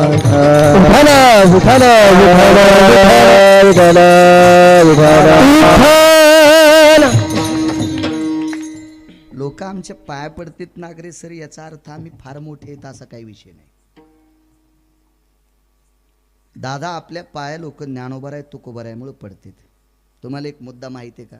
दसरा सण होता आणि दसरा सण गेला ना. आता आपट्याचा पाला कोण खाते? शेळ्या. शेळ्या खात्यात का नाही आपट्याचा पाला? शमी जाऊ द्या शुद्ध शब्द, सौंदड जाऊ द्या सौंदड, पालवी. पालवीला खालच्या हे म्हणजे खालचं नाव नाही बरं का, उत्तम मराठी भाषेतलं नाव आहे पालवी. पालवी पालवी म्हणजे झाडाला फुटलेली लहरदार पालवी नाही, पालवी नावाचं एक झाड. हे खडकाळ भागात येत नाही. दर्जेदार शेतकरी ज्या रानात पालव्या वाढत्यात त्या रानाला 2 पैसे शिल्लक देऊन शेती खरेदी करतो, या शेतकऱ्याला दर्जेदार आणि कळणारा शेतकरी म्हणतात. पालवी ही डोंगराळ भागात येत नसते, पालवी ही खडकाळ भागात येत नसते, पालवी ही 2-2.5 फूट काळ्या जमिनीवर येत नसते, 9-9, 12-12 फूट काळीच माती लागते, अशा जमिनीवर पालवी येत असते. या पालवीला सौंदड म्हणतात, तिला शास्त्राच्या भाषेमध्ये शमी म्हणतात. शमी. अजून 3 नाव आहेत पण बस झाले 3. सगळ्या गोळ्या एखाद्या घेतल्यावर रिॲक्शन येतं आहे का नाही डॉक्टरचं? उगच त्या साईड इफेक्ट होतो आहे का नाही? बस झाले पालवी, सौंदड आणि शमी. एक जण म्हणला तुला पुढचं येतच नसल, असंही समज सोमळ्या. विठाला विठाला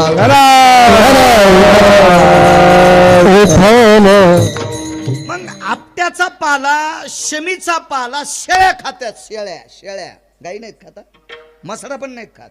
कोण खात्यात? शेळ्या. आणि शेळ्याला कळत नाही, शेळ्या धोत्री बी खात्यात. धोत्रा पण शेळ्या खात्यात. बरं विषारी असतो बरं धोत्रा. हो शेळ्या म्हणून तर शेळीची चरणे आळंदीतले मालक म्हणले.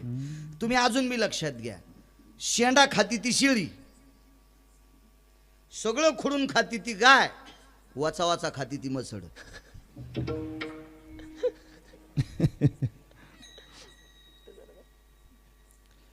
गायीनं खाल्ल्याच्या नंतर 4थ्या दिवशी अंकुर फुटतंय. हे दात आणि जीभ गायीची. म्हशीनं वरबाड्यात म्हणून मसडा पांधाडच वरबाडीत असतात. 70% खाती आणि 25 ते 30% तोंडातून खाली पडते मसड. आणि शेंडेच हानती, तुळशीची पण ती शेपुडी, ती शेळी. अजून लक्षात ठेवा, एखादी वढाळा असू द्या पण शक्यतो वैरणीची तुडवातुडी करीत नाही ती गाय. शक्यतो पिळे घेत नाही ती गाय. आणि पिळे घेऊन कासरी तुडी ती मसड. कोणाच्याच जीवनात मसड येऊ नये. शक्यतो गायी आल्या पाहिजे. तुम्ही कस काय हसले? तुमची वेगळीच लाईट लागली वाटते, असं समजू नका. तसले दगड टाकायचा मला नादही नाही. विठाला विठाला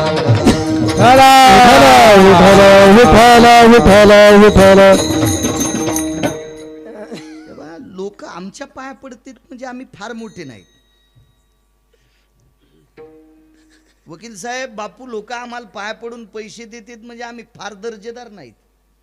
मी सौंदड आणि आपटा सांगतोय नागरे सर. सौंदडीची आणि आपट्याची पानं शेळ्या खात्यात, पण पवित्र कोण्या दिवशी केले? सौंदड आपटा रान चारा हातात सोऱ्याचा तुरा, हिरवियासी पुसे कोण वाचा देवाचा अभिमान. सौंदड आपटा रान चारा हातात सोऱ्याचा तुरा, हिरवियासी पुसे कोण एका देवाचा अभिमान. सौंदड आपटा रान चारा हे तो दसऱ्याचा तुरा, हिरवी तरी पुशे कोण एका देवासाठी मान. आम्हाला ज्ञानोबराय तुकोबराय मिळ किंमत. ज्ञानोबराय तुकोबरायचं भजन गिरगावकरांना सोड्यावर याला ऊस तोडायला पण बोलणार नाहीत. त्याला माहिती याला मोळ्या उचलायच्या नाही. विठाला विठाला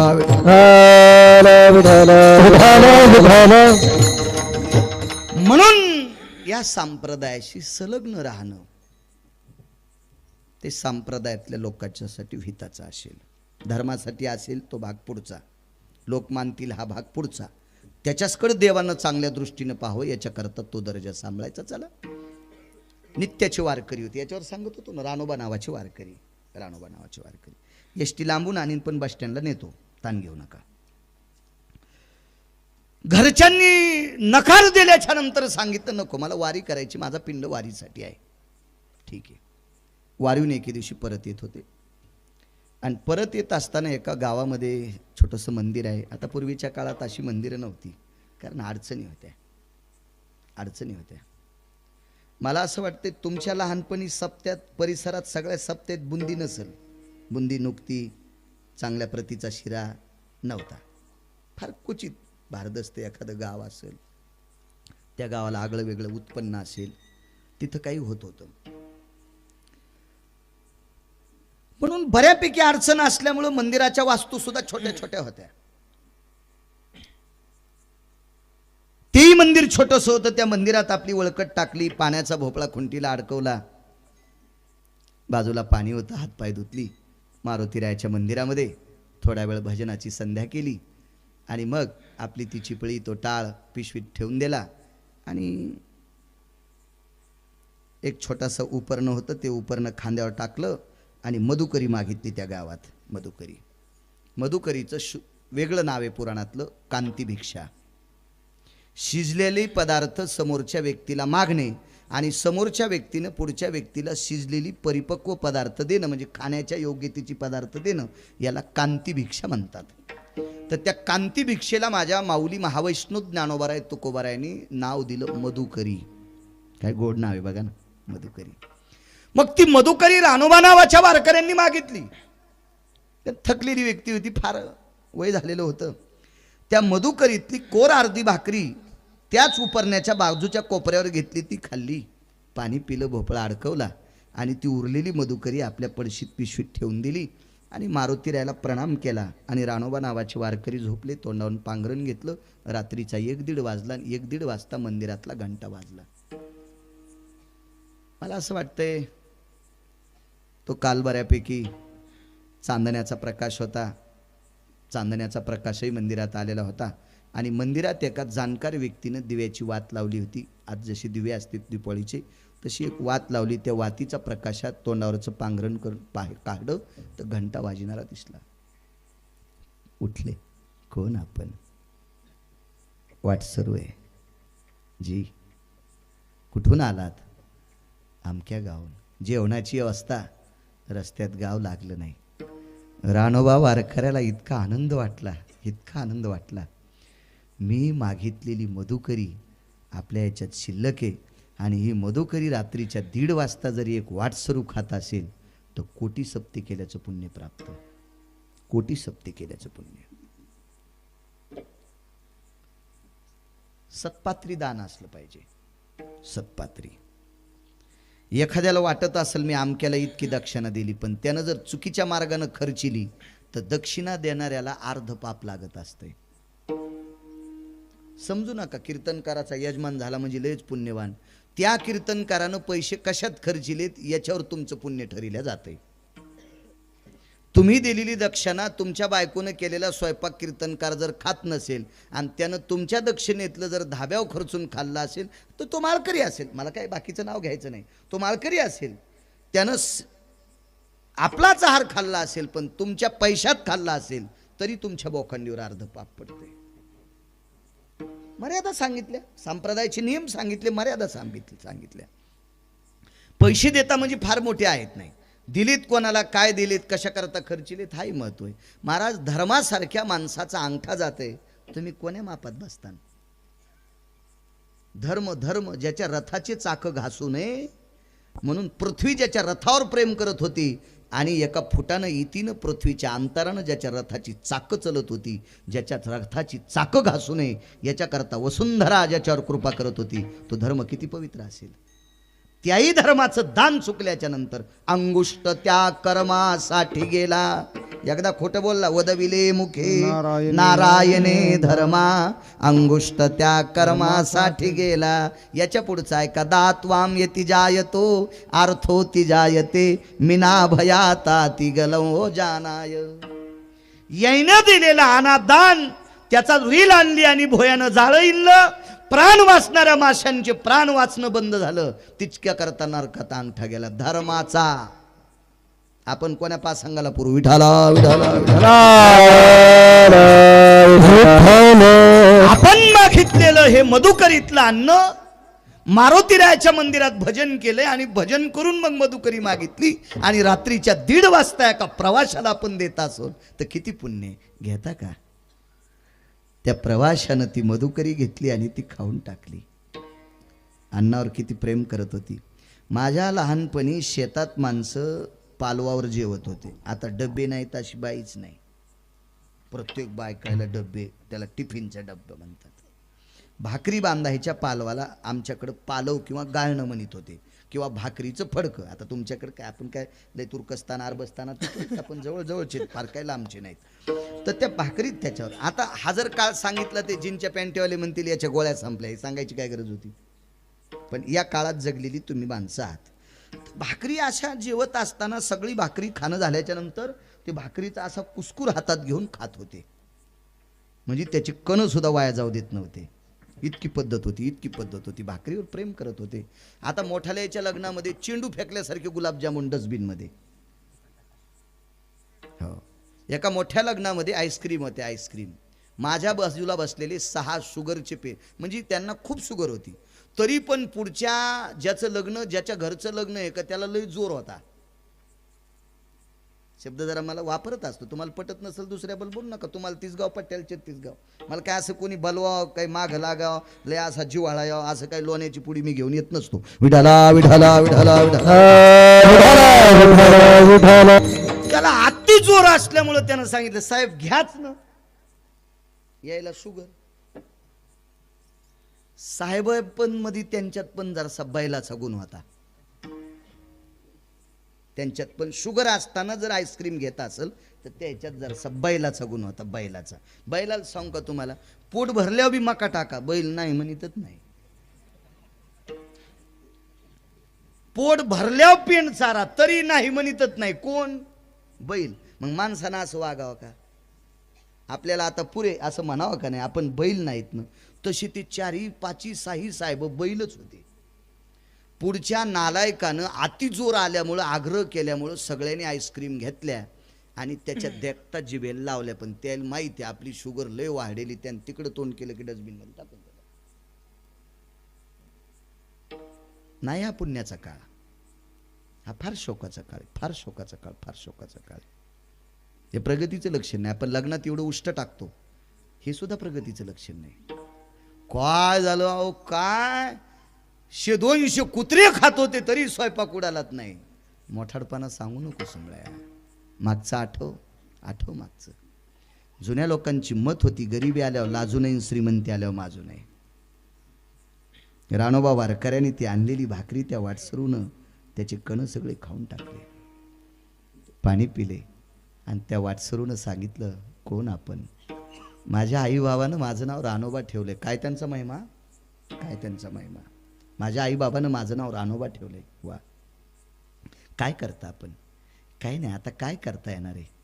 आता 4थ्या आश्रमात आहे आणि 4थ्या आश्रमात असल्यामुळं पंढरीच्या वारी व्यतिरिक्त दुसरं काही करत नाही. बरं, नित्याची पंढरीची वारी आहे. हो, मला तुमचे पाय दाबू द्या.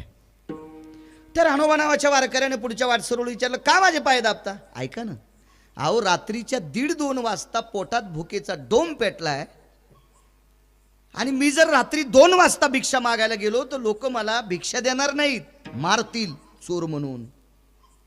रात्री आमची घरं फोडतो का काय म्हणून मारतील. आणि तुम्ही रात्रीच्या 1:30-2 वाजता मला आईसारखं अन्न दिले, मला याची सेवा करू द्या. वारकरी कोणाला म्हणायचं माहिती आहे का? त्या वारकऱ्यानं सांगितलं, मी 4थ्या आश्रमात प्रवेश केलाय आणि 4थ्या आश्रमात प्रवेश केला त्या दिवसपासून आंघोळीला बायकोला सुद्धा पाणी टाकू देत नाही. चौथ्या आश्रमात प्रवेश केल्यामुळे आंघोळीला बायकोला सुद्धा पाणी टाकू देत नाही.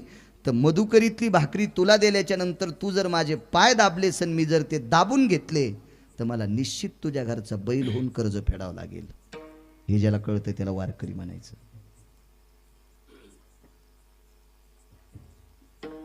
कोरक 7-8 जणांना अंग तुडवायला लावायला घुसेस का तू? हा,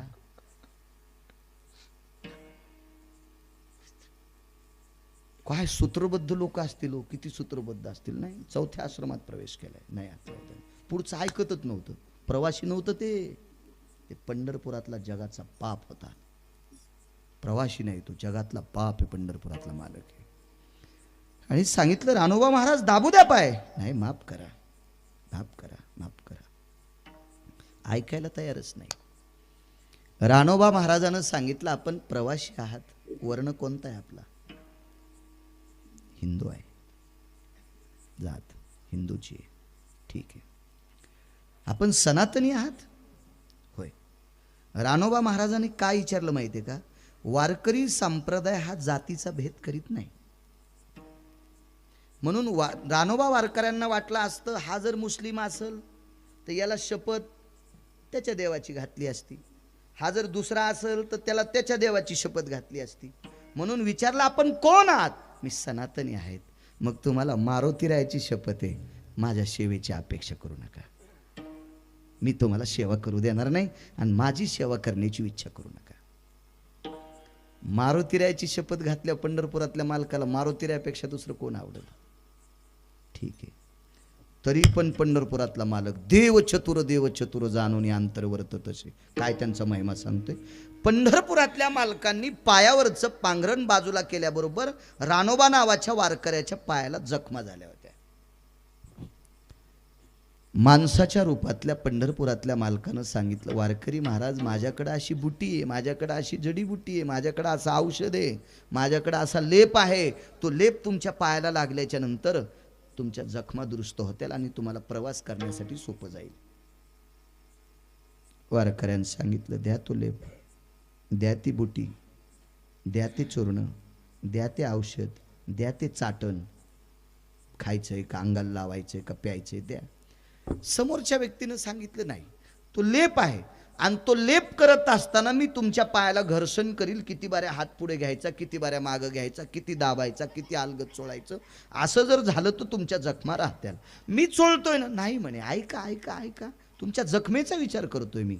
आणि विटेवरच्या मालकानं नाना प्रकारचं नाटक करून हाताला औषध लावून रानोबा नावाच्या वारकऱ्याच्या पायाला औषध लावल्याबरोबर डोळ्याचं पापण लवतं एवढ्या अवकाशात जखमा दुरुस्त झाल्या. पण ते वारकरीच होते. त्यांनी लगेच मनगट धरलं. कोण आपण, कोण आपण, कोण कोण? अहो मी प्रवासी आहे, मला आयुर्वेदाचा अभ्यास आहे, मला झाड पाल्याचं ज्ञान आहे. हे अमक्या प्रकारच्या झाडाचा पाला तुमच्या पायाला लावल्या जखमा राहतात ते मला कळतंय. रानोबा नावाच्या वारकऱ्यानं सांगितलं, 90 ओलांडली हो, 90 ओलांडली. तीर्थयात्रा करत असताना बऱ्यापैकी वैद्य पाहिलेत मी, असे काही वैद्य पाहिलेत की तेच आजारी येतं. आणि जगातला तुम्ही एक सामान्य वैद्य मला सापडलात. स्पर्श केल्याबरोबर डोळ्याचं पापण नव्हतं एवढ्या अवकाशात माझ्या जखमा राहतात. मला सांगा ना, आपण धन्वंतरी आहात का? आपण सुषेण आहात का? कृतात्रेतायुगात सुषेण, समुद्र मंथनातले आपण धन्वंतरी आहात का? नाही, मला आयुर्वेदातलं कळतंय. सांगा ना आपण कोण आहात? भक्तीची ताकद सोडू शकत नाही. रूप प्रगट झालं, चतुर्भुज मूर्ती प्रगट झाली. ती मूर्ती म्हणजे विटेवरचा मालक होता. गुडघ्यात वाकलेले रानोबा नावाचे वारकरी विटेवरच्या मालकाच्या पायावर डोळे ठेवले, डोकं ठेवलं. देवा, माझ्या तळपायाला तुमचा पवित्र हात लागतोय. देवानं आपली सेवा केली याच्याकरता वारकरी रडत होते. आणि एका वारकऱ्याची सेवा केली म्हणून आनंदाश्रू विटेवरच्या मालकाच्या डोळ्यातून येत होते. काय अलौकिक योग असेल तो. जवळ बसले आणि गप्पा करत असताना विटेवरच्या मालकानं सांगितलं, राणोबा जी जी प्रभू जी, पायाच्या जखमा दुरुस्त झाल्या, गोट्याच्या जखमा दुरुस्त झाल्या, पण गुडघे वाकलेले ते सरळ करू का? मान खाली घातली आणि खाली मान घालून सांगितलं, देवा काय गुडघे सरळ करण्याच्या गप्पा करता आपण? काय त्यांचा महिमा सांगतोय? काय गुडघे पाय सरळ करण्याचा गप्पा करता आपण? देवा तुम्ही मनात आणलं तर एका क्षणात मला 20 वर्षाचा तरुण करताल. कृपा कटाक्षे न्याहाळिले, एका क्षणात 20 वर्षाचा तरुण करताल. पण देवा अवडंबर काय होईल माहिती? माझे गुडघ्यात उलटे वाकलेले पाय जर तुम्ही सरळ केले तर या मराठवाड्यातले लोक देवा तुझ्या दर्शनाला न येता माझ्या पाया पडायला येतील रे, माझ्या पाया पडायला येतील. माझ्या कशाला देवा हे जगितले रे? कशाला अवडंबर करायचं रे देवा? हे जगदानंद कंद जगतपते, वंशातल्या कोण्या व्यक्तीचं पुण्य उदयाला आलं म्हणून मी तुझा वारकरी झालो देवा. अरे नये योगियाच्या ध्याना, तपी योगी सिद्ध अनुरागी रात्रंदिवस तुझा टाळ फोडतात तरी तू त्यांच्या स्वप्नात नाही. तो आम्हा पाशी मागे पुढे आणि तू पायाला लेप करतोस देवा. हे फक्त वंशातल्या लोकांचं पुण्य उदयाला आलं म्हणून तुझी वारी करतो हा योग आलाय. आणि आता तू जर पाय सरळ केले तर तुझ्या दर्शनापेक्षा माझ्या दर्शनाची गर्दी होईल रे. लोक विसरतील रे देवा. हा संप्रदाय चमत्कारी नाही पण साक्षात्कारी आहे. हा वारकरी संप्रदाय चमत्कारी नाही पण साक्षात्कारी आहे. नकोय देवा नकोय. दृष्टांत संपला. रानोबा नावाचे वारकरी, महाराष्ट्रातला वारकरी संप्रदाय पंजाबपर्यंत नेऊन घातलेले 700 वर्षापूर्वीची एक व्यक्ती संत शिरोमणी नामदेवराय, आणि 70 वर्षापूर्वी हा वारकरी संप्रदाय उत्तर भारतापर्यंत नेऊन पोचणारी व्यक्ती ज्ञानोबारायांच्या नंतर ज्ञानसूर्य कोण असेल तर रंगनाथ गुरुजी परभणीकर. तुमच्या परिसरात गुरुजींचे सप्ते जास्त व्हायचे. गुरुवर्य साखरे महाराज जास्त सप्ती ती परंपरा होती. गुरुवर्य रंगनाथ गुरुजी परभणीकर ज्यांचे नातू त्यांना म्हणायचं रानोबा महाराज. देवानं ज्यांच्या पायाला लेप करावा, पंढरपुरातला मालक ज्यांच्या कामा करता येतोय एवढा दर्जा त्या संतांचा आहे. त्या संतांचं किती वर्णन करू म्हणून मालक पाहिजे. त्यांचा महिमा वर्णू वारंवार, काय त्यांचा महिमा वर्णू वारंवार,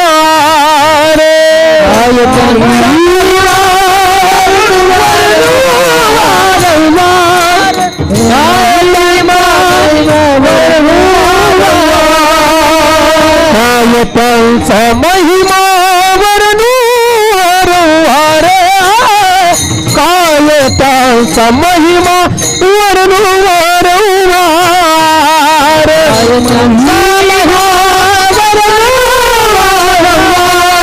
काय त्यांचा महिमा वर्णू वारंवार.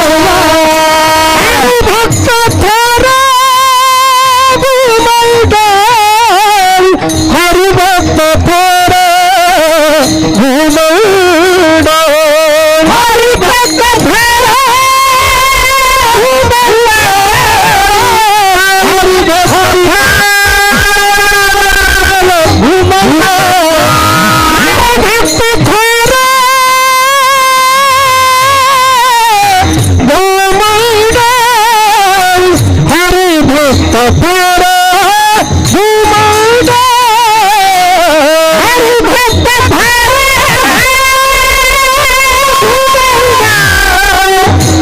हरिभक्त थोर भूमंड,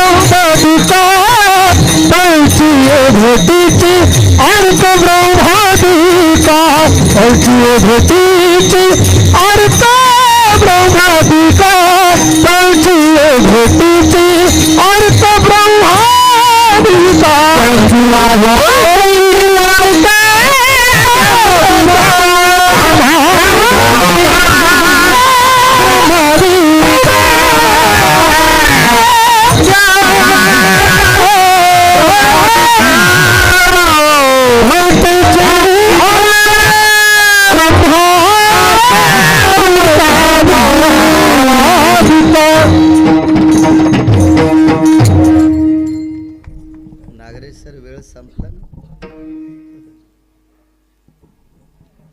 हो कुलकर्णी सर संपला ना वेळ नाही.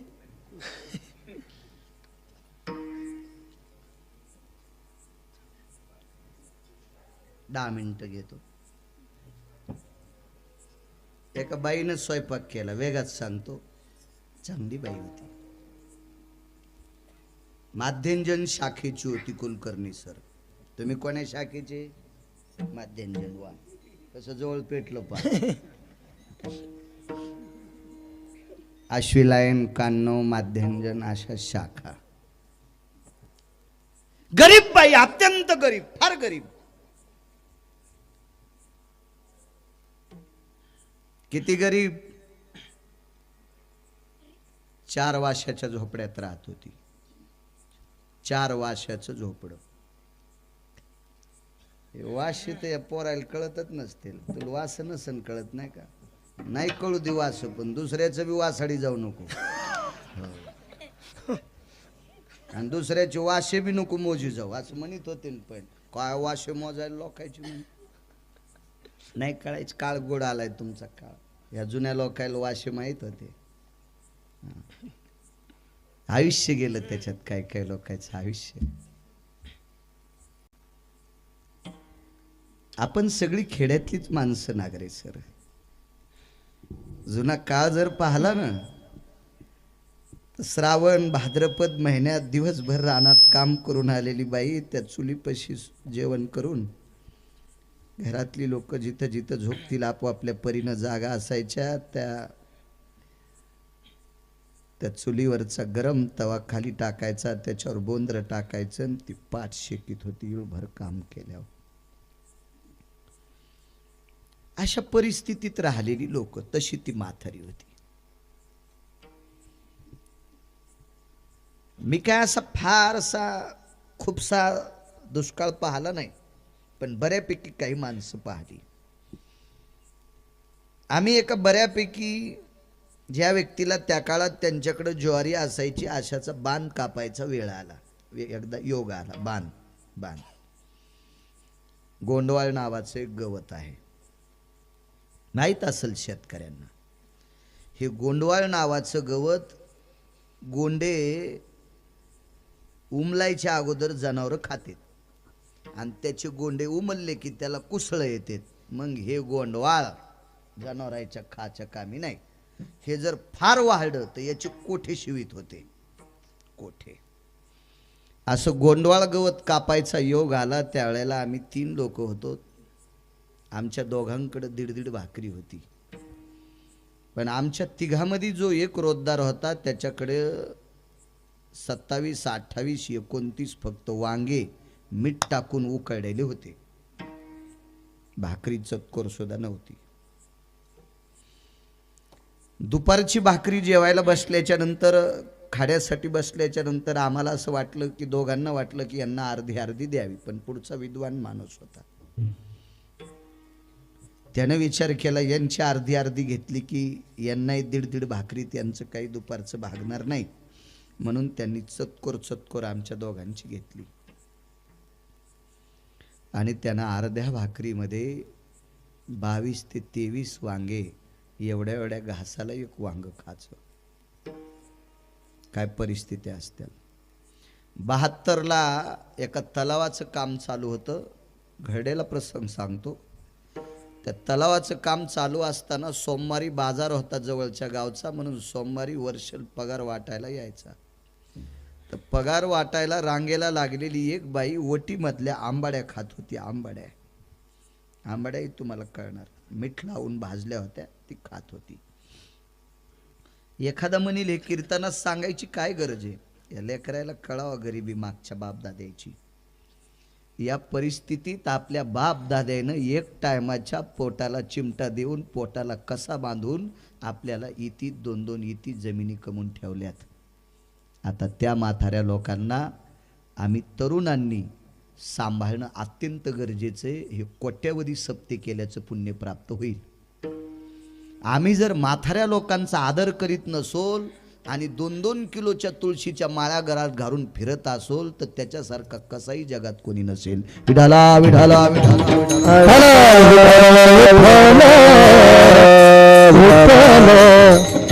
वर्षलनं विचारलं, बाई तुम्ही काय करायल्या? तर त्या बाईनं सांगितलं, साहेब मी सोमवार सोडायले. तर तो विद्वान माणूस होता. कुलकर्णी साहेब लक्षात आलं. बाजूच्याला विचारलं, परिणाम एका म्हातारीच्या डोक्यावर? नाही म्हणे, ती सोमवारच सोडायली. तर वर्षल साहेबानं सांगितलं, अहो सोमवार कसं जेवण काहीतरी खात्यात. जवळ घेतलं आणि मागच्याला सांगितलं. तेव्हा ती घरं होती पैसे वाटायची, ती याची केलेली ती ताटवे, आणि ते तळ्यावर घरं असायचं. ते ताटव्याचं शेड वगैरे नव्हतं. इंजिनियर साहेबाला जुना काळ माहीत असेल शिंदे साहेबांना. बाजूच्या लोकांना मागं केलं आणि त्या म्हातारीने विचारलं, बाई तुम्ही सोमवार सोडता? दादा माझी अर्धी बरास शिल्लक राहिली. मुकदमानं माझ्या सगळ्या बराशी कागदाव लावल्यात आणि अर्धी बरास मला पगार घेऊन खांदायची, म्हणून सोमवार सोडायला वेळ नाही, म्हणून रांगेला लागल्या सोमवार सोडायचे. तरी वर्षल साहेबांनी विचारलं, बाई वटीत भाकरी नाही, चपाती नाही, कण्या नाहीत, काय नाहीत? बाईनं सांगितलं, साहेब मागच्या 3 दिवसापासून घरातली 8 लोक आम्ही आंबाड्याच खातो, भाकरी का खात नाहीत? आज तुम्ही पगार दिल्याच्या नंतर ज्वारी विकत घेऊ आणि मग त्याच्या भाकरी करू. ती बाई मी डोळ्यानं पाहिली. कल्पना करा काय परिस्थिती असेल त्या काळात. अशीच परिस्थिती त्या म्हातारीची. आणि ती म्हातारी श्रीमंत श्री जगद्गुरु तुकोबारायच्या दर्शनाला गेली आणि तुकोबारायचं दर्शन घेतलं आणि एकच मागितलं, तुमच्यासारखे 5-10 वारकरी माझ्याकडे जेवायला यावे. काय त्यांचं महिमा सांगतोय. अरेच ती तुकोबाराय होती, ती तुकोबाराय. आमच्यासारखा भंगिऱ्या महाराज नव्हता. गरिबां बल्ले आम्हाला जावं वाटत नाही. गोरगोमट घर असल्यावर महाराज मस्त जातो. गोरगोमट कळालं ना. साधं घर असल्यावर महाराजाला नको वाटतं, त्याच्या अंगावर पडतं का ते घर? नको वाटतं आमच्या लोकांना नको वाटतं. बघा तुकोबारायचा दर्जा आहे. त्या काळामध्ये भारदस्त श्रीमंत लोक त्या गावात होती. कितीतरी वेळेस तुकोबारायला आमंत्रण दिले, वेळही नसेल त्यांना. काही त्यांचा राग होता असं नाही, पण वेळही नसेल, किंवा तुकोबारायला त्यांच्या घरची रीत आवडत नसेल. आता काही लोक फार श्रीमंत असतात, म्हणजे फार गोड असतात असं नाही. एका माणसाला आम्हाला जेवायला बोलले आम्ही जेवायला, मी गेलो जेवायला का मला काय, आता आपण रोजच बाहेर खातो, त्याचा काही विषय नाही. कांदा जमतो का, लसूण जमतो का? म्हणलं मी शेतकरी आहे, कांदे 2-2 टाका, 3-3 लसणाच्या कर, याचं काय ताण असतो? काही लय नाटकं करते. मी कपात चहा पित नाही, बुटात पितो का? काय सोंग तू काय खाला आणि कपात चहा पित नाही? कपाचा आणि चहाचा काय संबंध? कप हा मातीचाच असतो ना. माझं शिक्षण कमी असू द्या गुरुजी, आता तुम्ही खूप शिकले, डॉक्टर साहेब तुम्ही शिकले, कुलकर्णी सर तुम्ही संगणक चालवता गुरुजी. कप कशाचा असतो? मातीचा. सर्व पात्राम पवित्रो मृतिका पात्रो पवित्र. दादा आहे का नाही? सगळ्या पात्रात पात्र कोणतं श्रेष्ठ सांगितलं? मातीचं. एका माणसानं 12 कोटीचं घर बांधलं. वास्तुपुरुष कशाचा असतो? सोन्याचा. कशात ठेवतेत? बोळक्यातच ना. वास्तुपुरुषा सदेवजं यदभ्वादिह हेमां जायतो सर्वां मध्य वास्तुपुरुषा भयस्थितो वाद्याग्निहस्कोणः सर्वान्नपूर्णा स्थापया सर्वस्थितो मृतिका यदभवः तण्डुला सर्व ईवर्जितः अधिजायते मिद्यः सर्वातिदं सौख्यवाराशुदा वास्तुरेव तेन विद्यः सर्वस्थितो पुनितायः. हे काय गांजा कृष्ण लिहिले का? डोक्याच्या गोळ्या संपलेत त्यांनी लिहिले. वास्तुपुरुष कशात? मातीच्या पात्रात. 5000 एकरवाला मेला, शेवटचा इस्तू कशात? मातीच्या गाडग्यात. चला बस झाले 2च.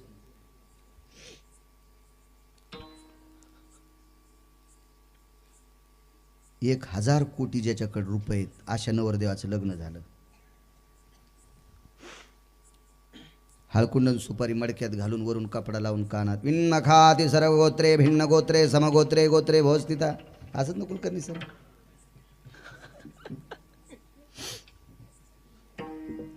म्हणजे मी खरं बोलतोय असं सांगावं.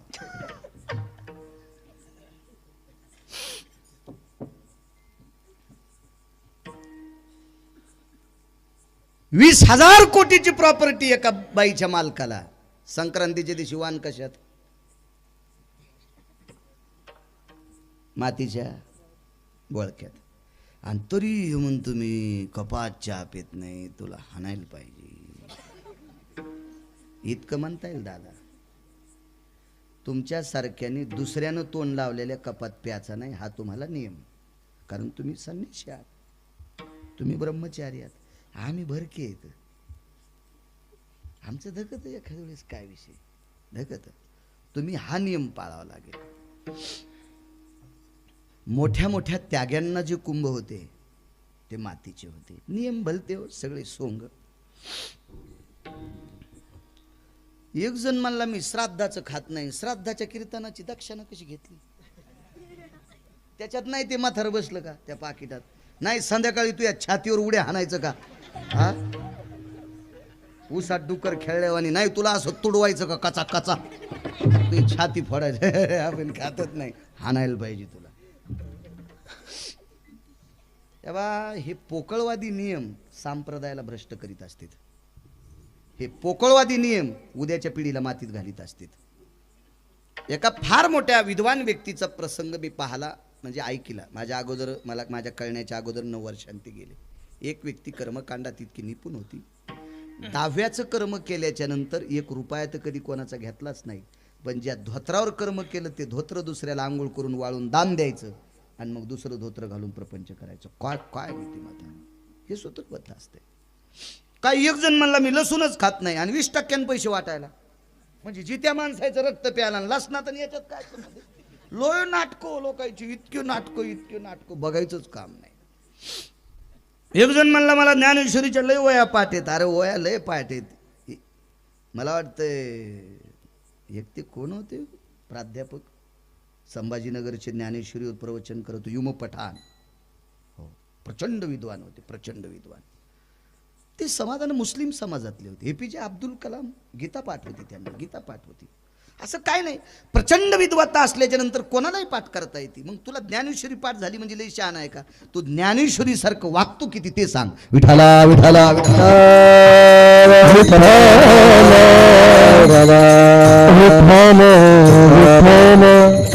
काय नसतं. असं जेवायला बोललं, याच्यावर चाललं होतं. जेवायला बोललं, आंब्याचा रस वगैरे असं पद्धतशीर जेवायला केलं, कुरड्या पापड्या.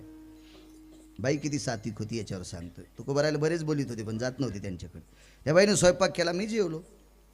जेवल्याच्यानंतर तिथंच थांबलो. मग त्यांना सांगितलं आता लक्ष्मी जेवायला बसवा. त्या घरचे यजमान, एकच बायको होती त्याला. पण स्वयंपाकाला शेजारनी 2-3 आलत्या. म्हणलं बसा ताई तुम्ही जेवायला. जेवायला बसल्या. मी बाहेर गेलो पुन्हा असा मध्ये आलो. पाहताना 4 जण जेवायला बसलेल्या पाहिल्या. तर 3घीच्या ताटात भजी होते आणि 1च्या ताटात नव्हते. तर जिच्या ताटात भजी नाही ती त्याची बायको होती, ज्याला आम्हाला जीव घातलं त्याची. मी म्हणलं दादा तुमच्या मंडळी भजे खात नाहीत का? नाही म्हणले महाराज, तिला भजे तर लय आवडत आहेत. मग आता ताटात कसं काय नाही? नाही म्हणले ती आता खात नाही, ती तळतानाच खाती.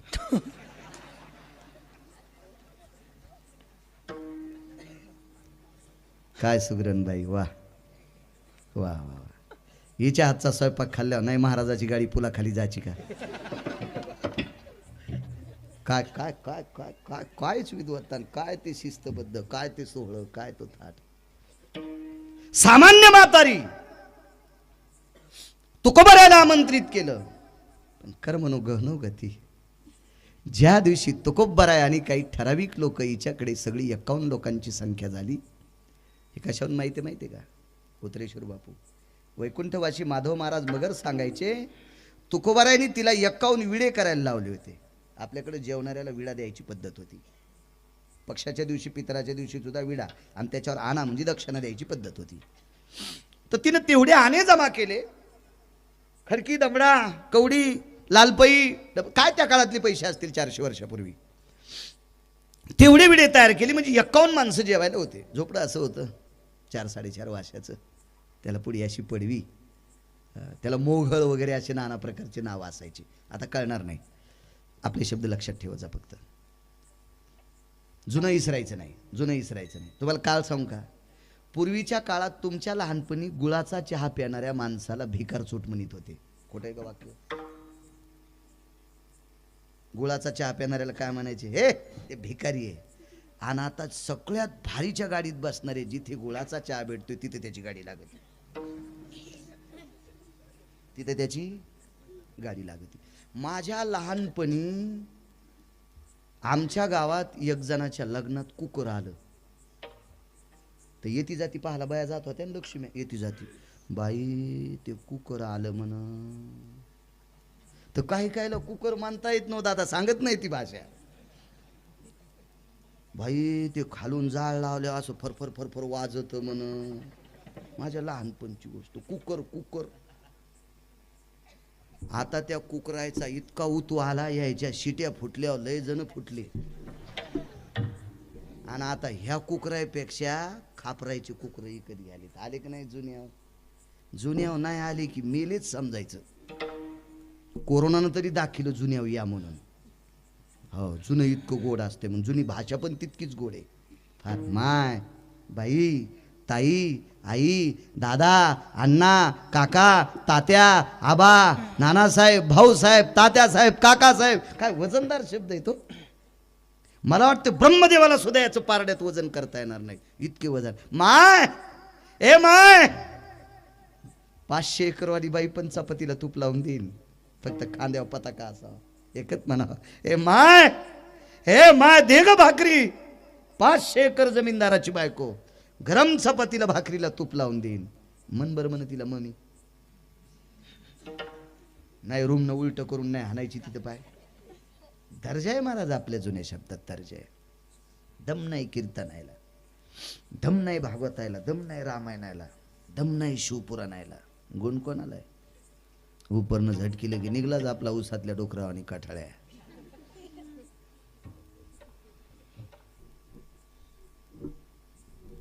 पडवीत मोघळ होतं. पंत्राळ्या लावण्यासाठी पाठीलं. त्याच्यातले 2 जण वापस आले. तुकोबाराने विचारलं का? शेजारची भिंत झोपड्यावर पडते. काय त्यांचा महिमा सांगतोय. तुकोबाराने सांगितलं भिंत पडते. अरे एका पवित्र स्त्रीने सुदाम, सु म्हणजे चांगला, दाम म्हणजे पैसा, कष्टाचा ताम खर्चून आपल्या वारकऱ्याला जेवायला केले. आणि अशा बाईच्या घरात निष्ठावंत वारकरी तुमच्यासारखे जेवणार. तुकोबाराय स्वतःला नाही म्हणले, तुमच्यासारखे निष्ठावंत वारकऱ्याला जिनं कष्टाच्या दामातून जेवायला केले, तिच्या झोपड्यावर जर भिंत पडायची असेल तर काय भिंतीची मायवेली. तुकोबारायचं वाक्य आहे. वैकुंठवासी माधव महाराज मगर सांगायची सूरज खेडकर, काय मायवेली त्या भिंतीची. बाकीचे म्हणले आता भितडाचा आणि माईचा काय संबंध? भिंतीचे दगड तर निर्जीव आहेत. एखाद्या वेळेस त्याच्यातल्या 1-2 आहे ना तुकोबाराय ओळखीलही नसतील. तुकोबारायचा अधिकार काय? जा म्हणे. पण तुकोबारायने जा म्हणल्याच्या नंतर नाही म्हणायची कोणाची हिंमत नाही. पात्र लावले, पंक्ती बसल्या, जेवण झालं, विडे भेटले, पटकन उठू लागले.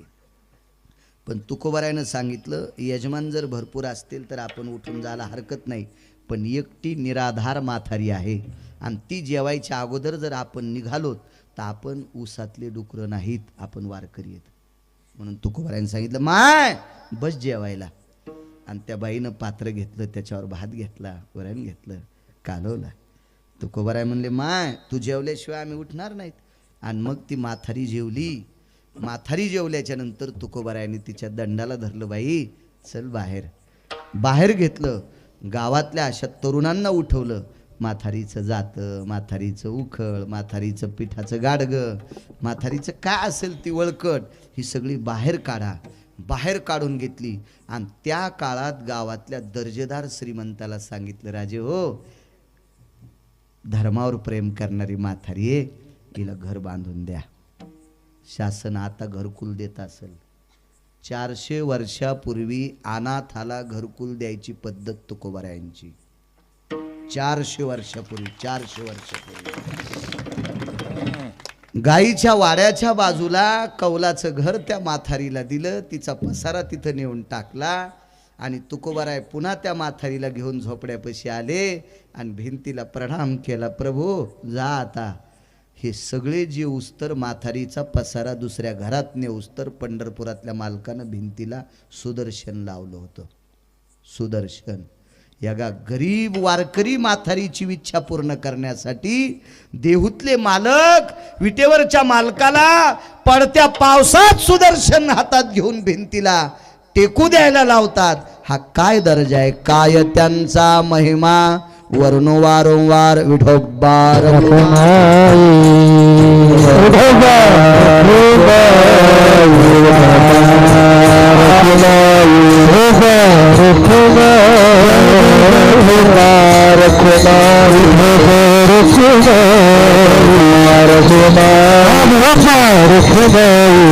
बार खून बार खून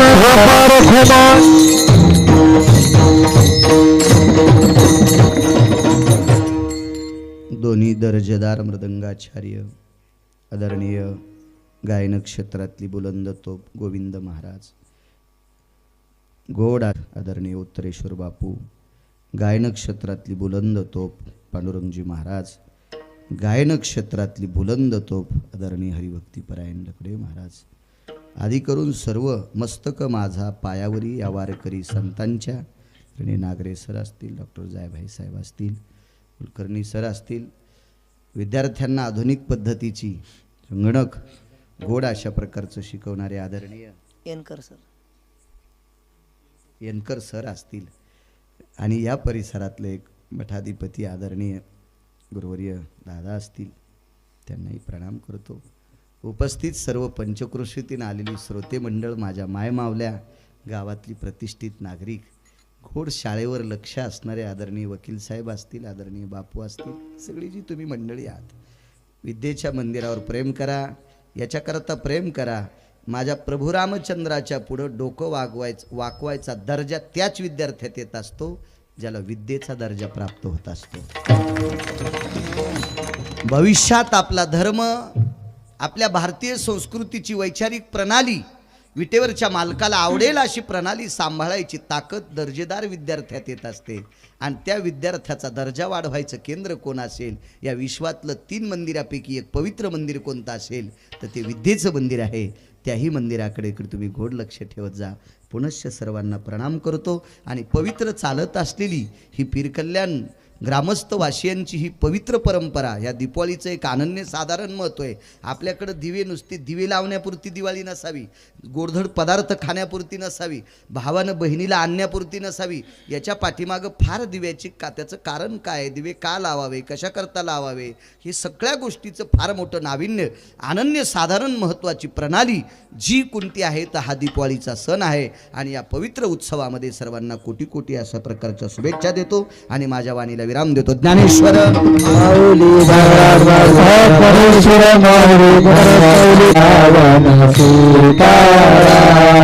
रघुपति राघव राजाराम पतित पावन सीताराम, रघुपति राघव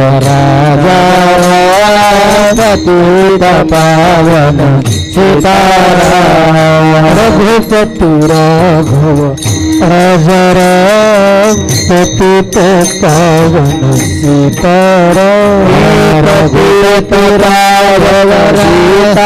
सीताराम, पतित पावन